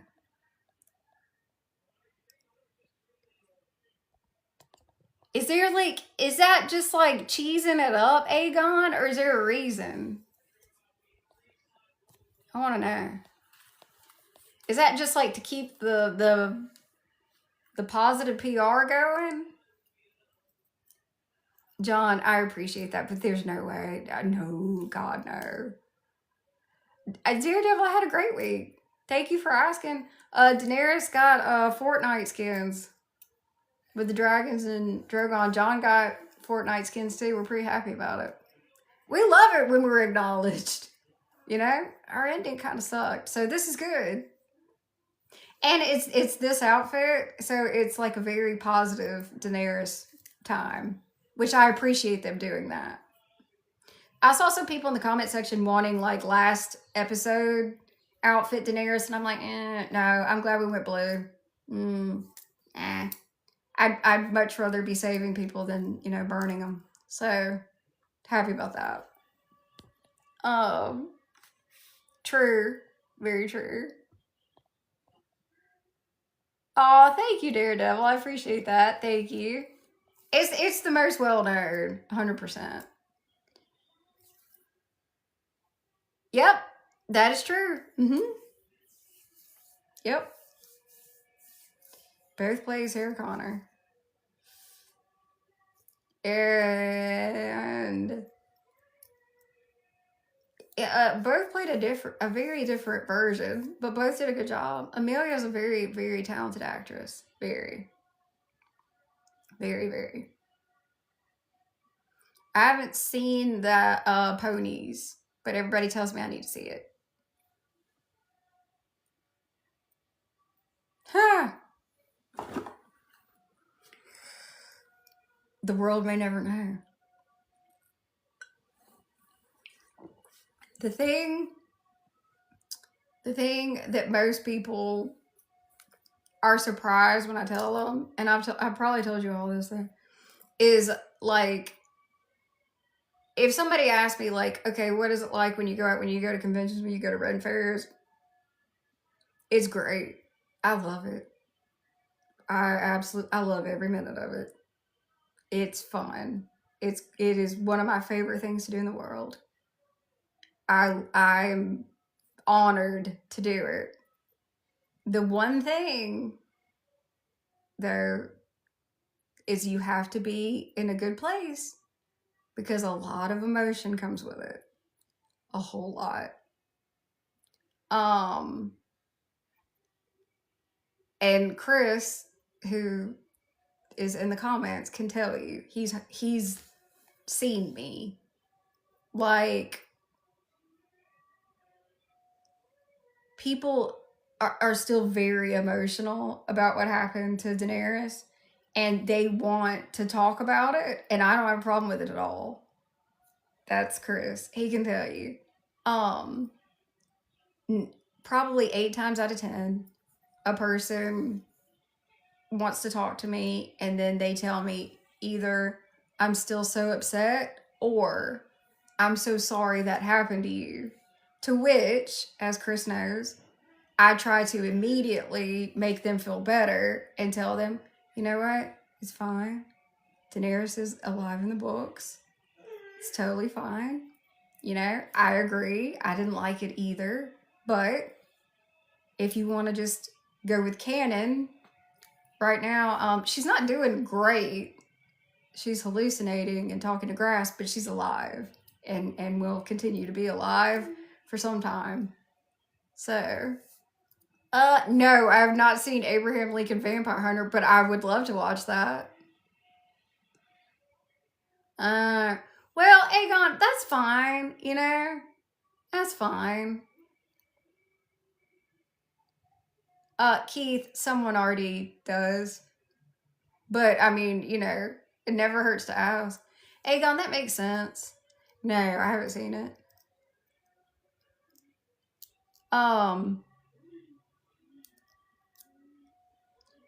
Yeah. Yeah, I mean, I get it. But, like, I'm more... I'm bewildered about the non-visiting thing. You know? Like,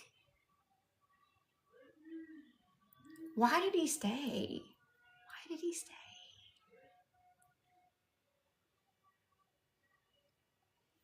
I will say this. It's very impressive. Whatever relationship status Amelia Clark has with anybody, which is none of our business, her ability to keep it out of the public eye is very impressive. Very. She's very private, which I totally fucking understand. Jesus, I understand. Yes. So, hold on a second. Give me just a second. I almost grabbed this before I went live, but I didn't. I'm just gonna walk right there. Damn, all these cords. Alright, since you guys are so sweet, give me a sec. Hold on.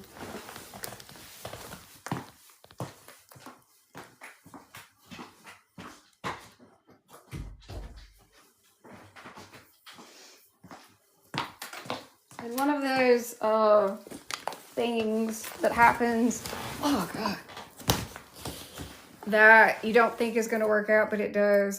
This is the cell phone she used in that movie. I have it in a shadow box.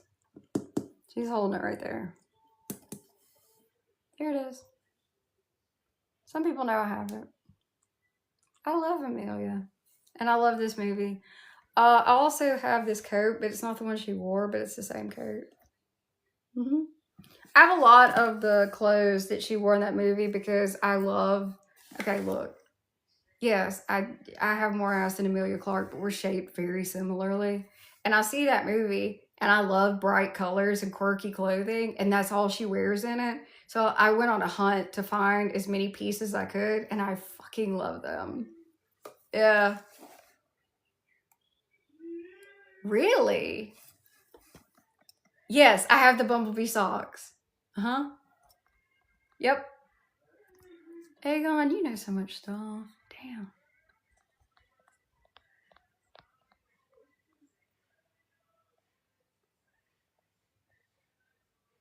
Aegon, why? Yeah, I have the tights. So let's see. I have several skirts. I have the green dress. I have, you can't see, you know the green shoes she wears in it? She has them on in this, but you can't see down there. That he picks on her about. I have those. No thanks. Damn. That's a little savage, right? What's up with that? Jesus. What? Definitely, like, not a lot of Southern hospitality. No thanks. Okay. I guess. Isn't she, like, really, really into, like, couture and stuff now? Like, very much into fashion? I am not. I like weird things. Like, I like quirky clothing like what she wore in that movie. The costume designer for that was great. The gossip page. She reported that she got side eyes and now over the amber. Ah, okay. Oh, yeah. Okay, that makes sense. Bye, Toxic. Thank you for hanging out. I get it. I mean, because... I don't know. I don't blame, because it's easy for us to forget that, okay, like I have to be private. I have to watch what I say when I'm live or whatever. Like, they have to be very aware of who they're seen with, because things can be taken out of context. But at the same time, I'll tell you this. Actors get media training, and then they have, you know, obviously assistants and stuff. Content creators are just thrown into shit. Here you go, figure it out. God, if I knew 3 years ago what I know now, it would have saved me a hell of a lot of time, but there's no other way to learn it. That's why I keep my circle very small. Very small. Hey everybody, I'm the Southern Mother of Dragons. How are you doing? These are dragon eggs. We are talking all things Game of Thrones, Song of Ice and Fire, whatevs. This is The World of Ice and Fire. It's one of my favorite books. I have it in my lap right now. You can't be in my lap. Sorry. But you can have the book that sits in my lap. Not the exact one, but you can have your own copy right down here. That should be a commercial. You cannot sit in my lap, but you can have the same book that sits in my lap. It's The World of Ice and Fire. And let's see. Like, they're obviously friends and friendly, but it was related to be that they aren't. Okay. Well, it's more of a cordial thing. I mean, that makes sense. And, you know, time goes on and stuff. I was always surprised though, which is, I mean, it's none of my fucking business at all. Oh, that's cool. Fire and Blood is great. For whatever reason, I always thought that like she'd end up with like the cute little cottage house and the partner and probably a couple kids. Hell yeah. Everyone likes drama. Everyone loves it, thrives on it. Man, I've learned that. Drama about anything. That's why when like it starts, like I'm just like, nope. And I don't like being around people that just like to stay in it. And by drama, I can even mean House of the Dragon drama. Y'all, there are people, they go look for it. And it baffles my mind. It's like how the Snow Bros used to come find me. Like, they literally go, Brie, thank you.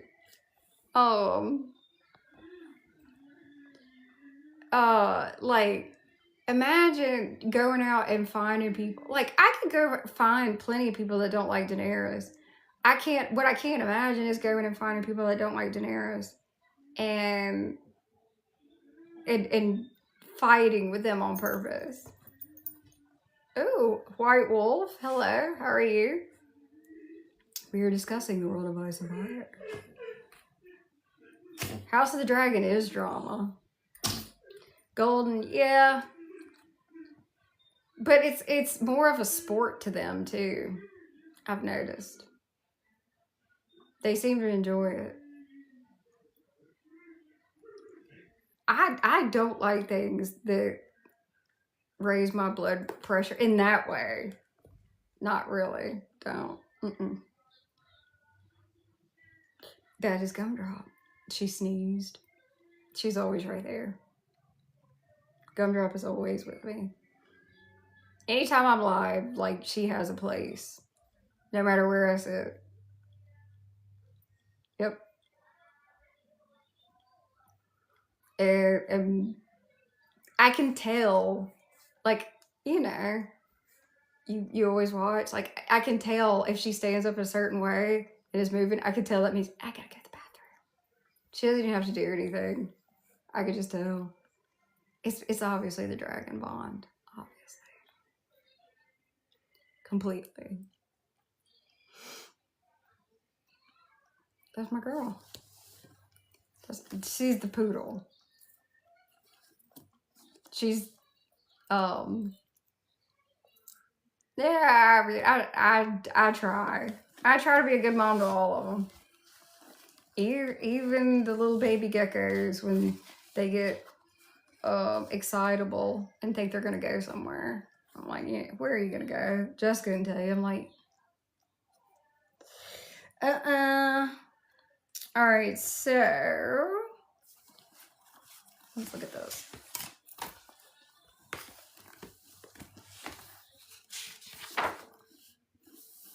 That's some badass artwork. So,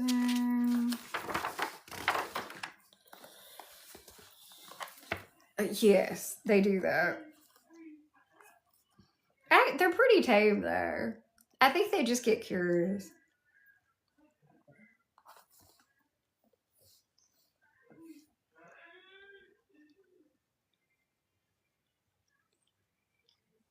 There's a lot of really, really talented people that have done artwork of Asshai. The thing is, though, some of the artwork has been around for so damn long, it's almost impossible to give credit, which that's frustrating because, like, people have been doing fan art, beautiful artwork. Oh, God. I mean, it might be like 15 years old, but I was going to show you some. All right. So, and unfortunately, I can't give credit because I don't know who did it. But all right, do you see how big that city is? And do you see the green? It's like where the water is. It's the green is like swirling it. Like all the water isn't green. It's like green swirls that kind of looks like liquid wildfire. You can see it better like that. See that ship? I mean, it's creepy as hell. Hey, Red! But it's like massive. There's like mountains in the background. And everything's just dark. And then there's some artwork they just make it kind of look like this. Like you can tell the light filters through, but if it's Asshai, it's just dark. Which I think is really cool. Kind of gives it like that magical feel. Yes, Magic Chernobyl. Hell yeah. And then there's that. And then there's just creepy shit in the damn water. I think that's really cool. It's a very, actually it's probably one of the places that is talked about the most. It was funny. I did a screenshot of that. And I was like, look at us. Look at us. Now, it makes me happy. Anytime Daenerys gets attention, it makes me happy. It just reminds me there's people that are still out there that still love the character. Considering how many people like to come in here and ask me why I burn so many. If I had $1 for every single time I've been asked that. All right. Just because I can, I want to show you guys this this artwork. The outfit is giving Slave Leia from Star Wars. How great is that? And for $50 a day, never mind. Isn't that cool? I know. For $50 a day, I'll put this on. No, I will not. I'm dead. God, I love Aegon.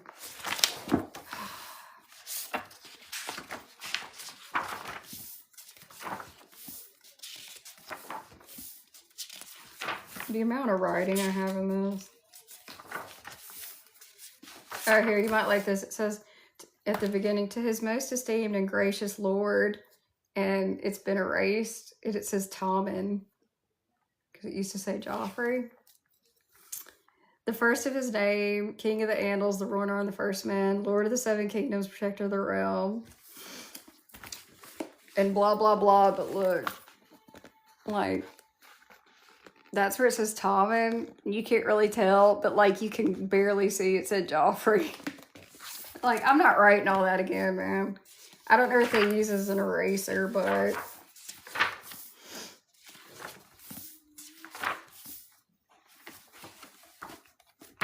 let's see.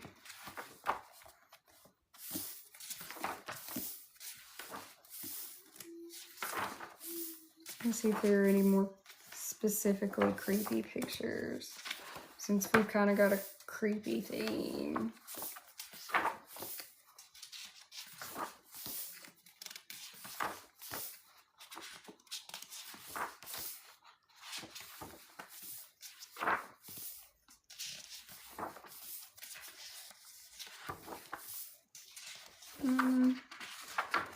Oh, that's pretty fucking creepy.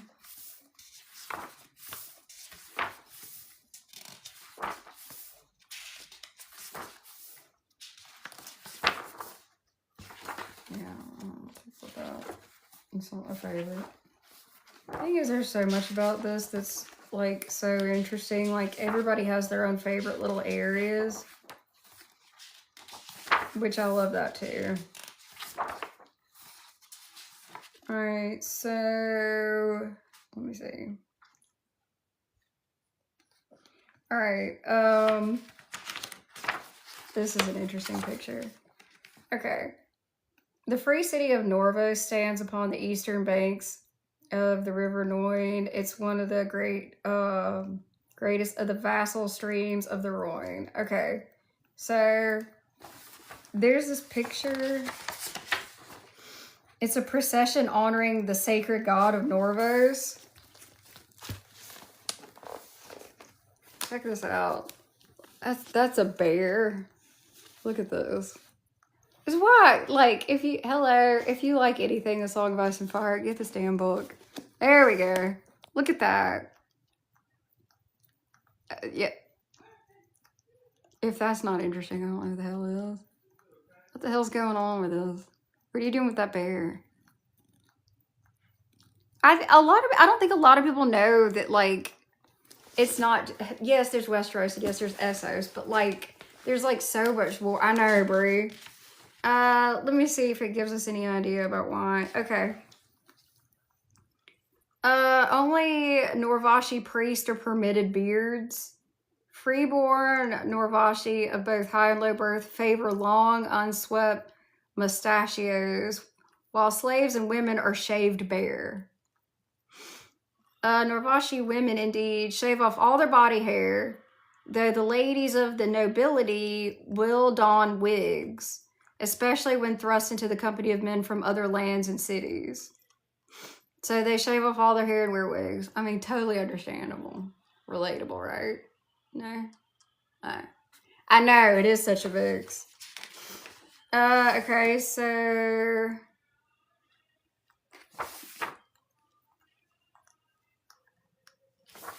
so Cohor. Even more mysterious than Norvos and Lorath is their sinister sister, the free city of Cohor, easternmost of all the daughters of Valyria. So, a little funny side note, a preserved example of a lemur from the forest of Cohor can be found stuffed and mounted in the citadel, though so many hands have patted it for luck in their examinations that its fur has long since fallen out. So there's a naked lemur at the citadel. Isn't that random as hell? Yeah, Brie, I can totally see that. What the hell's happening there? Lots of stuff. That's why I love this book. Like, there's no other way we would know a lot of this stuff. It's badass. Okay, let's see.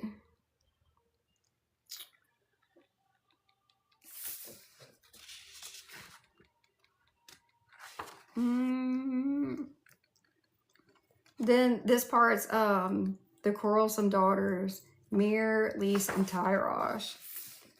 Which, like, we could pick one of these and have like a whole damn live stream just about them. What's that? Pentos. So in Game of Thrones, like with Daenerys, we start out in Pentos. It's a really pretty picture. There's a lot of money in Pentos. To me, Essos is way more interesting than Westeros, but... And then, Volantis is a pretty big deal. Yeah, true. The greatest and richest and most powerful of the 9 free cities are Braavos and Volantis. And there's a curious connection between the two, for in many ways they stand in opposition to one another. Braavos lies in the far north of Essos, Volantis to the far south. Volantis is the oldest of the free cities, and Braavos is the youngest. Braavos was founded by slaves, while Volantis is built upon their bones. Braavos' greatest might is at sea, while that of Volantis is upon the land. Ancient and glorious old Volantis, as the city is oft named, sprawls across one of the 4 mouths of the Rhoyne. Let me see. Okay. The heart of old Volantis is the city within the city, an immense labyrinth of ancient palaces, courtyards, towers, temples, bridges, and cellars, all contained within the great oval of the black walls raised by the freehold of Valyria in the first flush of its youthful expansion. Okay? So, like, all of that is behind these walls, right? 200 feet tall and so thick that 6 4-horse chariots can race along their battlements side by side. These seamless walls of fused black dragonstone, harder than steel or diamond, stand in mute testimony to Volantis' origins as a military outpost. I know, it's really cool. Okay. Get this. All right, you're gonna like this. Hold on. Only those who can trace their ancestry back to old Valyria are allowed to dwell within the black walls. No slave, freedman, or foreigner is permitted to set foot without the express, I'm sorry, I have like notes written, without the express invitation of a scion of the old blood.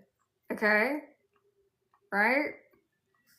So there's a massive amount of slaves in Volantis. The most slaves of any place in Volantis. Volantis is the one where they're tattooed. Okay? So here's the thing that I love to talk about. What is Daenerys doing? She's abolishing the slave trade. She's not been to Volantis. Volantis, isn't it interesting that there happens to be these really tall walls, and inside are all the slave masters, all the rich assholes, just happen to be contained within these walls. Which probably makes them feel safe, right? You know the only thing that you're not safe from if you're behind really big walls? A fucking dragon.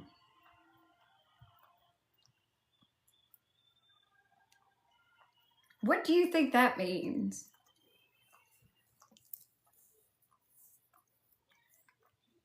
Yeah. Yeah. Mm-hmm. Yeah. Volantis is waiting. Volantis is waiting. Like, massive amounts. And like, isn't that so convenient just to have all the assholes in one place? I mean, I'm sure some of them are fine. But if you're trying to not waste any time, yes, exactly. Thank you, Golden. That tickles me when I think about that. They're like, you know what? We're just gonna be right there. We got walls and we're fine. It's a perfect setup. It's absolutely perfect. Because like, what's anybody gonna do? You know? They're not gonna climb the wall. We don't need to. We need to climb your damn wall. We're just gonna fly over it. Thank you for the follow. Honestly though, it's really sad the amount of slaves there are in Volantis. It's like, it's insane. And supposedly they're already waiting for her. I'm sure they are. Because it's been enough time that word's out. Let's see. Inside the black walls, Volantines of the old blood still keep court in ancient palaces, attended by armies of slaves. Outside, the foreigners, freedmen, and lowborn of 100 nations may be found. Seafarers and traders swarm the city's markets and harbors, together with slaves almost beyond count. It is said that in Volantis, there are 5 slaves for every free man. a disproportion in numbers matched only by the ancient Giscari cities of Slavers Bay. Now, Slavers Bay is not called Slavers Bay anymore. Does anybody know what Slavers Bay is now called? By chance? Anybody? I know at least one of you knows. I could make a political joke here and I'm not. I'm keeping it to myself. Good. That is correct. It is now the Bay of Dragons. Very nice. Very nice, Christopher. Very nice hunt. Isn't that funny? So, the only time that amount of slaves has ever been matched, Slavers Bay, which is now the Bay of Dragons, which was also my suggestion when they were talking about that bullshit with the Gulf. I thought it should be the Gulf of Dragons. But again, for some weird reason, no one listened to me. There, I said it anyway. I did. I said it anyway. It's about as political as I'm going to get. Okay?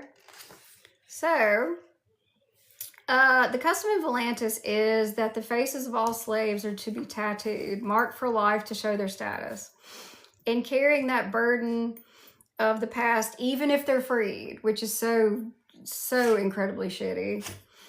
The styles of tattoo are many and sometimes disfiguring. These are not nice people. Thank you, Brie. The slave soldiers of Volantis wear green tiger stripes upon their faces, which denote their rank. Prostitutes are marked by a single tear beneath their right eye. How sad is that? The slaves that collect the dung of horses and elephants are marked with flies. Fools and jesters wear motley. The drivers of the Hathays, the carts pulled by the small elephants of Atlantis, are marked with wheels, and so on. So it doesn't matter if you're freed or not. You still keep the asshole tattoos that show what you are. The people, they're not nice. Golden, it really is. It's epic. All right, look, I'm not going to come on here and be like, hey, you should get this, unless I really believe it. I mean, if I was going to be that, then I would say I like House of the Dragon. But it's very obviously set up for Daenerys to fix this. Daenerys is doing two things. She's trying to right the wrong of her ancestors because Valyria had slaves. It's a pretty taxing thing. And she is also trying to correct the ignorance, greed, and arrogance of her specific family, the Targaryens, in the dance, which is House of the Dragon. Because Valyria did a lot of bad things, and that's why there's so many slaves. She's working on it. How the hell she's going to do it, I'm not fully sure. Which is why Westeros should just deal with that. But also, the death of dragons came out of a civil war of just sheer hubris, shittiness, assholes. I don't like either team. I just don't. I'm not going to. Like, literally while they bickered over a throne, the small folk were starving. They didn't have food. The small folk starving and miserable contributed to the death of the dragons. She's already brought back dragons and she's trying to get rid of the slaves. Yes. That's a lot. That's a lot. Now, please remember, she was not raised in a castle with money. Yeah, did they stay some decent places? Sure. But they moved a lot. She's still sad that they had to sell their mother's crown. That's part of the reason Viserys was such a jerk. Part. Okay? So, like, that's her whole thing. That's what she's doing. And anybody with any sense can understand that Jon she's doing more, but it's fine. I'm kidding. Jon is the only person that gives a damn about the free folk, trying to get them away from like the scariest shit they can ever imagine. That's been picking them off for like ever. Like, the White Walkers are scary. The others are scary. Like, I mean, that's why there's phrases like, oh, the others take him. Well, they don't really know what they're saying anymore, but like, you're talking about the ice people that can talk. Like, they have a language. It's scary as hell. And Jon's the only one that has the balls to be like, they're people. You do realize they're people, right? Yeah, that's why I stick up for Jon all the time. Like, he's the only one that's going, I don't know about you guys, but I'm seeing land and space. There's places here. And the thing is, like, if you think about, like, Daenerys is having a huge problem. She has her freedmen. And figuring out how to clothe and feed them. That's a problem. Okay? Because, like, there's going to have to be some sort of situation where they're going to have to learn how to, like, make a garden, hunt, all this. Like, there's no infrastructure. It's a mess. All right. Here's one thing that's going for Jon, right? Jon is bringing free folk, wildlings. He's bringing them in. Here. Come on. Well, the thing about the free folk, they've been through a lot. Hell, at least they know how to take care of themselves, right? So there's one advantage there. They can at least, like, hunt, fish, build something. Daenerys' people don't know how to do that stuff. They only know their specific thing that they were made to do. So, wouldn't it be interesting if somehow you could get that organized to where there are people that actually know how to hunt, know how to fish, know how to grow, know how to build, and they can teach. Now, how the you get that together? I'm just posing this to you. But wouldn't it be great if they could? Wouldn't that be nice? Thank you. Because something's going to have to happen. Something is. It would. It's just how do you get there? How the hell do you get there? Like, so much has to happen.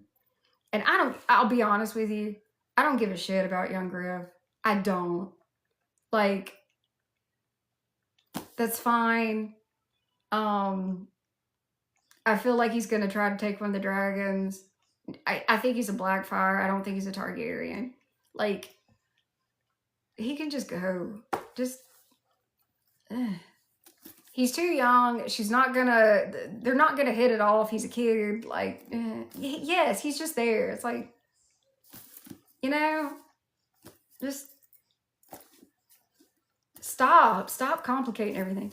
I don't know. If he goes over to King's Landing after Cersei's mucked it up beyond measure and he tries to fix it and makes it worse, I don't know. Probably gets grayscale from his in the closet uncle, whatever you want to call it.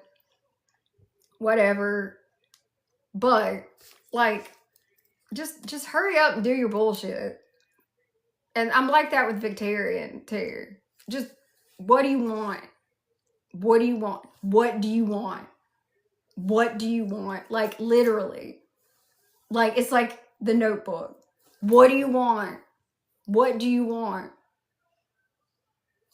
Like, okay, Victoria, I get, yeah, you want Daenerys. She doesn't like you. You're gross. You have a weird arm. You have an arm that's like smoking and looks kind of like Freddy Krueger. And this chick hanging out with you with no tongue.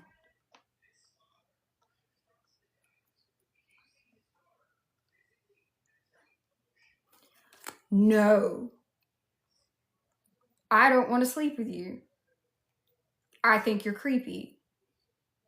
Makora is kind of cool. I might have a conversation with him. But you also, like, gave your wife to the sea. Like, just go. Go. Go. Just go away. No, I don't want it. I don't want it.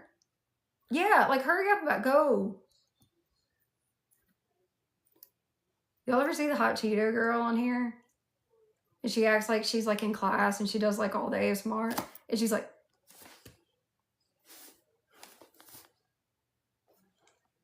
that's me with certain characters. That's Victoria. Yes, he's an interesting character, but I'm just like, thank you, Brie. And then it's like you're on, and I'm like, oh, hell no. Hell no. I know what you did to your brothers. I don't believe you had a damn egg. If you had an egg, you still have it. You didn't throw it in the sea. You are nasty. Ugh.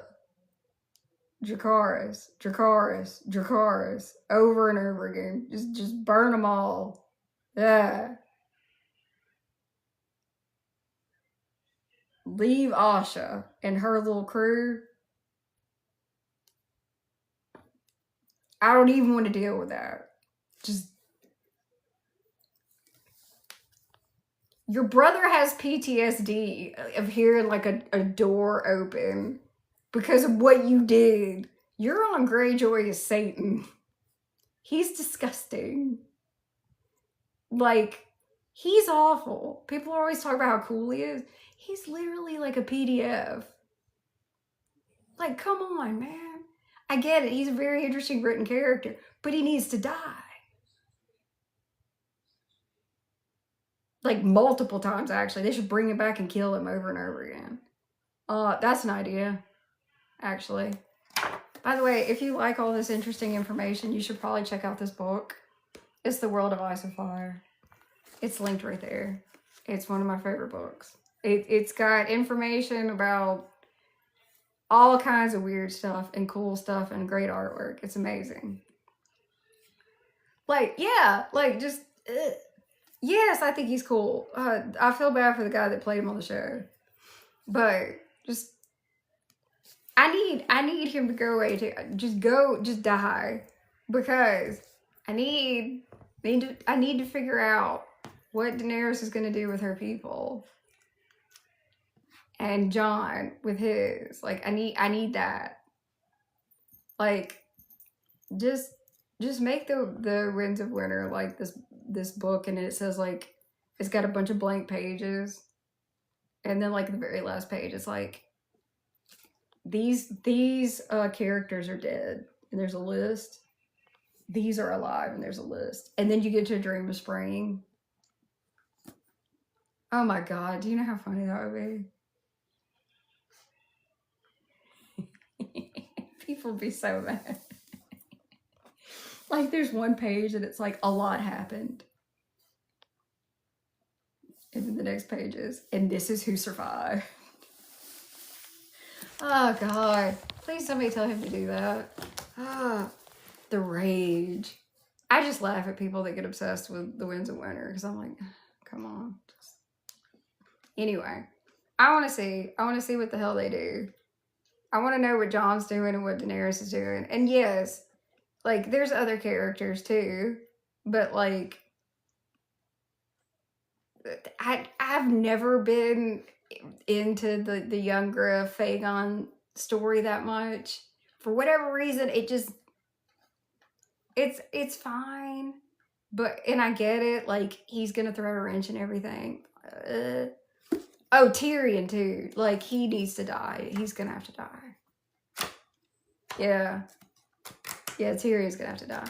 By the way, he doesn't have a nose in the books. He's really gross. He's really gross. If you like Tyrion, you like Peter Dinklage. I'm just telling you. Maybe no one else has ever told you. You like Peter Dinklage. Mm-hmm. He's gross. He is foul. And probably a Targaryen.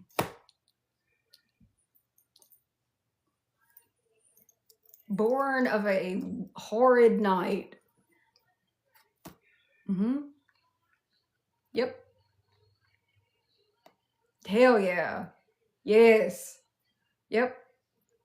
And Patchface will be fine. He'll just keep saying the same stuff, and then Tyrion will slowly lose it. That'd be great. Ares had a thing for Tywin's wife, Joanna. Something happened that was so bad she left court. My opinion, and also the opinion of my better half that's in the chat, is that produced Tyrion. The mismatch eyes. I want a dragon. Yeah. Yeah, that. Also, lots of things parallel, and then, there's lots of threes. When Tyrion was born, his mom died. When Daenerys was born, mom died. When Jon was born, mom died, which that was common, but again, it's just, I'm just putting things in your head. Is Tyrion probably going to try to take a dragon? Probably. It'll probably be Viserion. The smallest.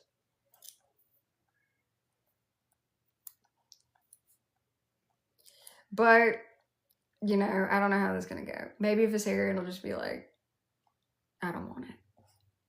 Or maybe since there's no saddles, Viserion will just fly upside down and he'll just fall into the sea. I mean, it could happen. Maybe. Yeah. I'd be fine with that. Maybe snack. Look, Tyrion's not, he's not a nice person. He's gross. But it's about 11, and this has been very entertaining. I hope you guys have had fun. I appreciate you hanging out with me. Unless anybody has anything else that they would like to discuss, I will take my leave of you. And hopefully everyone enjoyed this. It was a lot, but it was good. Good. I'm glad. That makes me happy. I like getting out my nerdy books and talking to y'all about it. Good. That is all I want, is you guys to have fun. Look, the world is weird, especially right now. When you're here hanging out with me, we don't deal with any of that. Everybody needs a break. Thank you, Chris. I always try to impress you, even today. Years later, I still try. And I don't think that'll ever stop. Yeah, I've known Chris for a while. And I've always done that. He knows everything. He knows more than me. Thank you, Brie. So I like it when he thinks that I'm digging in lore and stuff and doing a good job. I'm waiting for the pat on the top of the head. Thank you, Golden. I can promise you, there are two people that go live that are not going to make you depressed, and that is me and my best friend, Jessica, Queen. We are not going to depress you. And I want to say something, because I can. Don't.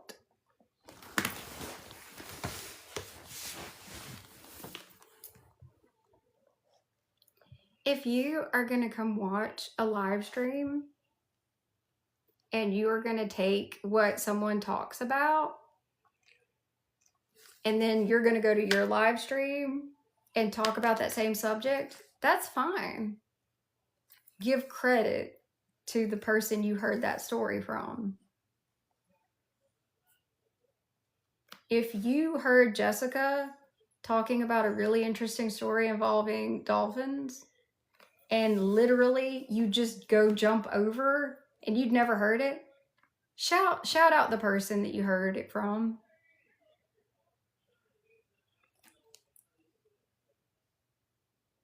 Hello. Valar Morghulis. Yes, don't be a douche. If you have never heard of something and you find that out, thank you. Especially if you have more followers than somebody. Because I'm going to go ahead and tell you something. If you have more followers and you take from somebody with less, you're an even bigger asshole. Because I've been the person with less followers that somebody has literally just copied from. It sucks. That makes you a jerk. And you're not going to be sustainable if all you do is steal. Okay? We give, and if we make a mistake, we own up to it. We don't like copy. If you have enjoyed something we've talked about and you would like to expand upon that, tell people where it came from. That's the decent human thing to do. Okay? Don't assume because you have a higher following that you can get away with it. Don't do that. Exactly, Stephen. Just be decent, for the love of God. And also, don't be creepy. That too. That's a different person. Don't be creepy. Don't be creepy. And don't be drama. Nobody likes it. There. That was my soapbox. Don't copy, don't be creepy, and don't be an asshole. If you would like that on merch, just let me know. Hey, look, somebody took something Jessica talked about and spoke about it on multiple live streams. I saw it and I don't like it. Yes. And I'm sure you're watching. So stop. Stop it. Don't. Because I'm being nice right now. You wouldn't like me when I'm not. Hey, Bigfoot. You don't want to wake the dragon. I can promise you can't handle it. That's the thing. You seem to not understand. This is what I do. Do you think I'm 100% sane? It's a real fucking throne. I'm crazy.